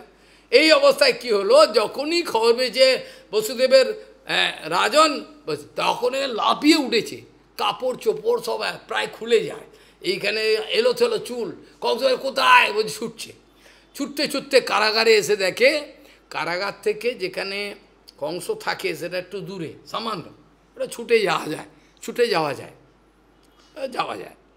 কেন, যেটাকে বর্তমানে আবির্ভাবের স্থান বলে, আমাদের চৈতন্য চৈতন্য এবং বিভিন্ন শাস্ত্রে প্রমাণ দিচ্ছেন, যেটা বর্তমানে জন্মস্থান বলে বলা হয়, বাস্তবিকেরও জন্মস্থান নয়। জন্মস্থান হলো আদিকেশব মন্দিরের পাশে, যেখানে আমি গেছি, আমরা যাই, যারা জানে তারা যায়। ওটা অবশ্য কাছেই, যেই জায়গাটাকে ঘিরে নিয়েছে সরকার, ঘিরে নিয়ে একটা মসজিদ হয়েছে, ইচ্ছে করে ওরা বলছে এইখানে, কিন্তু ওটার পাশেই, কিন্তু যোগমায়া এমন আবৃত করে বুঝতে পারে না। আদিকেশব মন্দিরটা যে অনেকগুলো গেট আছে, কৃষ্ণের যে জন্মস্থান যেটাকে বর্তমানে বলা, অনেক গেট আছে। একটা গেট আছে পশ্চিম দিকে, না পশ্চিম দিকে, সেই গেটের বাইরে আমি বেরিয়েছি, এখান দিয়ে পেলে যেটা পুতরা কুণ্ড আছে না, একটা বিরাট কুণ্ড মথুরাতে জন্মস্থান, ওটা অনেক কথা, এগুলো আর এসে লাভ নেই। সেইখানে আদিকেশব মন্দিরের পাশে, কিন্তু যোগমায়া এটাকে আবৃত করে রেখেছে। ওরা যারা ঐতিহাসিক, ওরা গবেষণা করে গৌযুক্ত এইসনা করে এটা বলছে এইখানে জন্মস্থান, ওইখানে সরকার থেকে মন্দির বানিয়েছে, ও বলছে এটা জন্ম, আসলে ওটা জন্মস্থান নয়, জন্মস্থান এখানে আদিকেশব মন্দিরের পাশে, এটা কেউ জানে না। এইভাবে কি হলো, আবির্ভাব হলো, এবার তারপর অনেক কিছু। এবার এই যোগমায়া তাকে কৃষ্ণ, এই তাতে কংস কী করলো, কেড়ে নেবে, কারাগার খুলে বনের থেকে, কোল থেকে এরকম কেড়ে নেবে। বন কাঁদছে, যে একটা কন্যা তো দাও আমাকে, আমি কি নিয়ে বাঁচবো, কন্যা তো দাও, না কিছু দেবো না তোকে, বলে কেড়ে নিয়ে এবার চলে, তার কোনো দয়া মায়া নেই। এরম নিয়ে এবার যখন এই কন্যাকে নিয়ে, যেমনভাবে সব ছেলেগুলোকে এরম আচার মারতে যাবে, তো হাত থেকে স্লিপ হয়ে বেরিয়ে গেল, বেরিয়ে গিয়ে উপরে চলে গেল, এলে অষ্টভুজা হয়ে এবার হা হা করে হাসছেন দেবী। এবার দেখা দিচ্ছেন তোকে, ওকে আমাকে মেরে কি করবি তুই, আমাকে মেরে তুই করবিটা কি, আমাকে মারা যায়, আর আমাকে যে মারা আগে তার তোর যা তোকে যে এ করবে সে, তুই বুঝতে পারবি পরে, তুই অপেক্ষা কর একটু। আমি শয়তানগুলোকে কি বলি বলতো, খালি অপেক্ষা কর একটু, শয়তানগুলো সে মারামারি করি না, একটু একটু দাঁড়া, তুই একটু দাঁড়া, অপেক্ষা কর, তোর জীবনে কী হয় দেখবি, আমি কিচ্ছু করবো না, আমি অভিশাপ দেওয়ার কে, আমি মারামারি করার কে, আমি আমার নিজের কাজ করি, সময়ে বুঝতে পারবি কি করলি তুই অপরাধটা। হলো, এবার তারপরে এই কন্যা ওপরে চলে গেল, বিন্দবাসিনী হিসাবে তাকে পুজো করা অনেক জায়গায়, চণ্ডিকা, দুর্গা, ভবানী, বিভিন্ন রকমভাবে, মাধবী, চণ্ডী, বিভিন্ন রকমভাবে তাকে পূজা করা হয়। ভগবানের আশীর্বাদ, ভগবানের আশীর্বাদ, কাত্যায়নীও ওই ভগবানই, দেখি যোগমায়া। এইবার হলো কি, ওই কন্যার এই যে মুখের কথা শুনে কংসর আরও ভয় ধরে গেল, আরে সব কটাকে মানলাম, এরপরেও বীজ কোথায় রয়ে গেল বাবা, এ তো বুঝতে পারছি না কি হলো, মাথায় ঢুকছে না, এই জড় মাথায় কি ঢোকে, ঢুকছে না। তারপরে কৃষ্ণ পরবর্তীকালে প্ল্যান করলেন, আমি সেটা পরবর্তীকালে আবার আলোচনা করব কালকে। পরবর্তীকালে প্ল্যান করলেন কংসের যে পরিকর আছে, জরাসন্ধ হলো তার হচ্ছে শ্বশুরমশাই, জরাসন্ধ অস্থি প্রাপ্তি তার হলো 2 কন্যা, জরাসন্ধের তাকে বিবাহ করেছেন। এবার কংস প্ল্যান করছে, অগাসুর, বকাসুর, পুতনা, সব তার টিম আছে বিরাট, তাদের সঙ্গে মিটিং করছেন, যে এই তো অবস্থা, এখন কি করা যায় বল। তারা বলছে, রাজন আপনার কোনো চিন্তা নেই, আপনার মতো আপনি কে, স্বর্গের দেবতা ইন্দ্র পালায় আপনাকে দেখে, আপনি কেন অজাতা ভয় পাচ্ছেন, কোনো চিন্তা নেই, আমরা তো আছি আপনার সঙ্গে। এর ওই যে আমরা তো আপনার সঙ্গে আছি, এইভাবে চানুর, মুষ্টিক আদি সবাই প্ল্যান করছে। রাজন খালি আপনি আদেশ করুন, আপনি আদেশ করুন, দেখুন আমরা কি করি। ঠিক আছে, একে একে সবাইকে আদেশ করতে, প্রথমে বললে পুতনা দিয়ে শুরু করা যাক।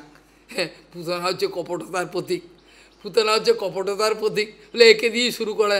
পরে তোমরা বেরোবে, অকাসুর হতো, তোমাদের বিরাট বল, পুতনাকে দিয়ে শুরু করি প্রথমে। পুতনাকে পাঠালো, যা ওখানে শুনেছি ওখানে কোথায়, প্রথমে তো বাচ্চাগুলোকে মারতে আরম্ভ করলো ছদ্মবেশে। গোকুলে 6 মাসের মধ্যে যত বাচ্চা সব মেরে ফেল। আরে বলা যায় না কোনটা কৃষ্ণ, আরে কৃষ্ণকে তো মারবে, কে বলতে পারে কৃষ্ণ কার নাম, আমার তো আর আইডেন্টিটি কার্ড নেই, সব বাচ্চাকে মেরে ফেলবে এটা। যত গোকুলে হয়েছে 6 মাসের মধ্যে সব বাচ্চাকে মারবে এটা, কোনো গ্যারেন্টি নেই, বলা যায় না ওইটাই কৃষ্ণ। হ্যাঁ, সব আমি কোনো রিস্ক নিতে পারবো না, মেরে ফেল, সব মারছে। এদিকে যে ওইখানে গোকুলে যেটা, ওকেও লাস্টে মারবার জন্য খবর নিয়ে পুতনা গেছে। পুতনা গেছে, এগুলো পরের কথা, এগুলো পরে কালকে কিছু আলোচনা করবো আবির্ভাবে। তাহলে কৃষ্ণের আবির্ভাবেতে যে আজকে ব্রজবাসীদের যে আনন্দটা, এটা চৈতন্য মহাপ্রভু স্বয়ং আনন্দ করে দেখিয়েছেন। চৈতন্য চরিতামৃতে আছে, যার চোখ আছে, যার গুরু বৈষ্ণবের প্রীতি আছে, ভালোবাসা আছে, যে সত্যি ভগবানকে চায়, তার চোখ থাকলে সে দেখতে পাবে। ওখানে লেখা আছে পুরুষোত্তম ধামেতে মহাপ্রভু কিভাবে গোপের বেশ ধারণ করেছিলেন। তখন অন্য অন্য লোকরা বলছেন, তুমি যদি গোপের মতো লাঠি ঘোরাতে পারো তাহলে বুঝবে তুমি গোপ। চৈতন্য মহাপ্রভু বলছে, প্রভু তুমি যদি গোপের মতো লাঠি ঘোরাতে পারো ব্রজবাসে, তাহলে বলবো। আরে মহাপ্রভু তো স্বয়ংই কৃষ্ণ। তা বলছে কোথায় লাঠি আছে, নিয়ে আয়। লাঠি নিয়ে একবারে চো চো করে চরকার মতো ঘোরাচ্ছে, উপরে নিচে পায়ের ফাঁক দিয়ে। লক্ষ্মী তো দেখছি লাঠিকে দেখা যাচ্ছে না।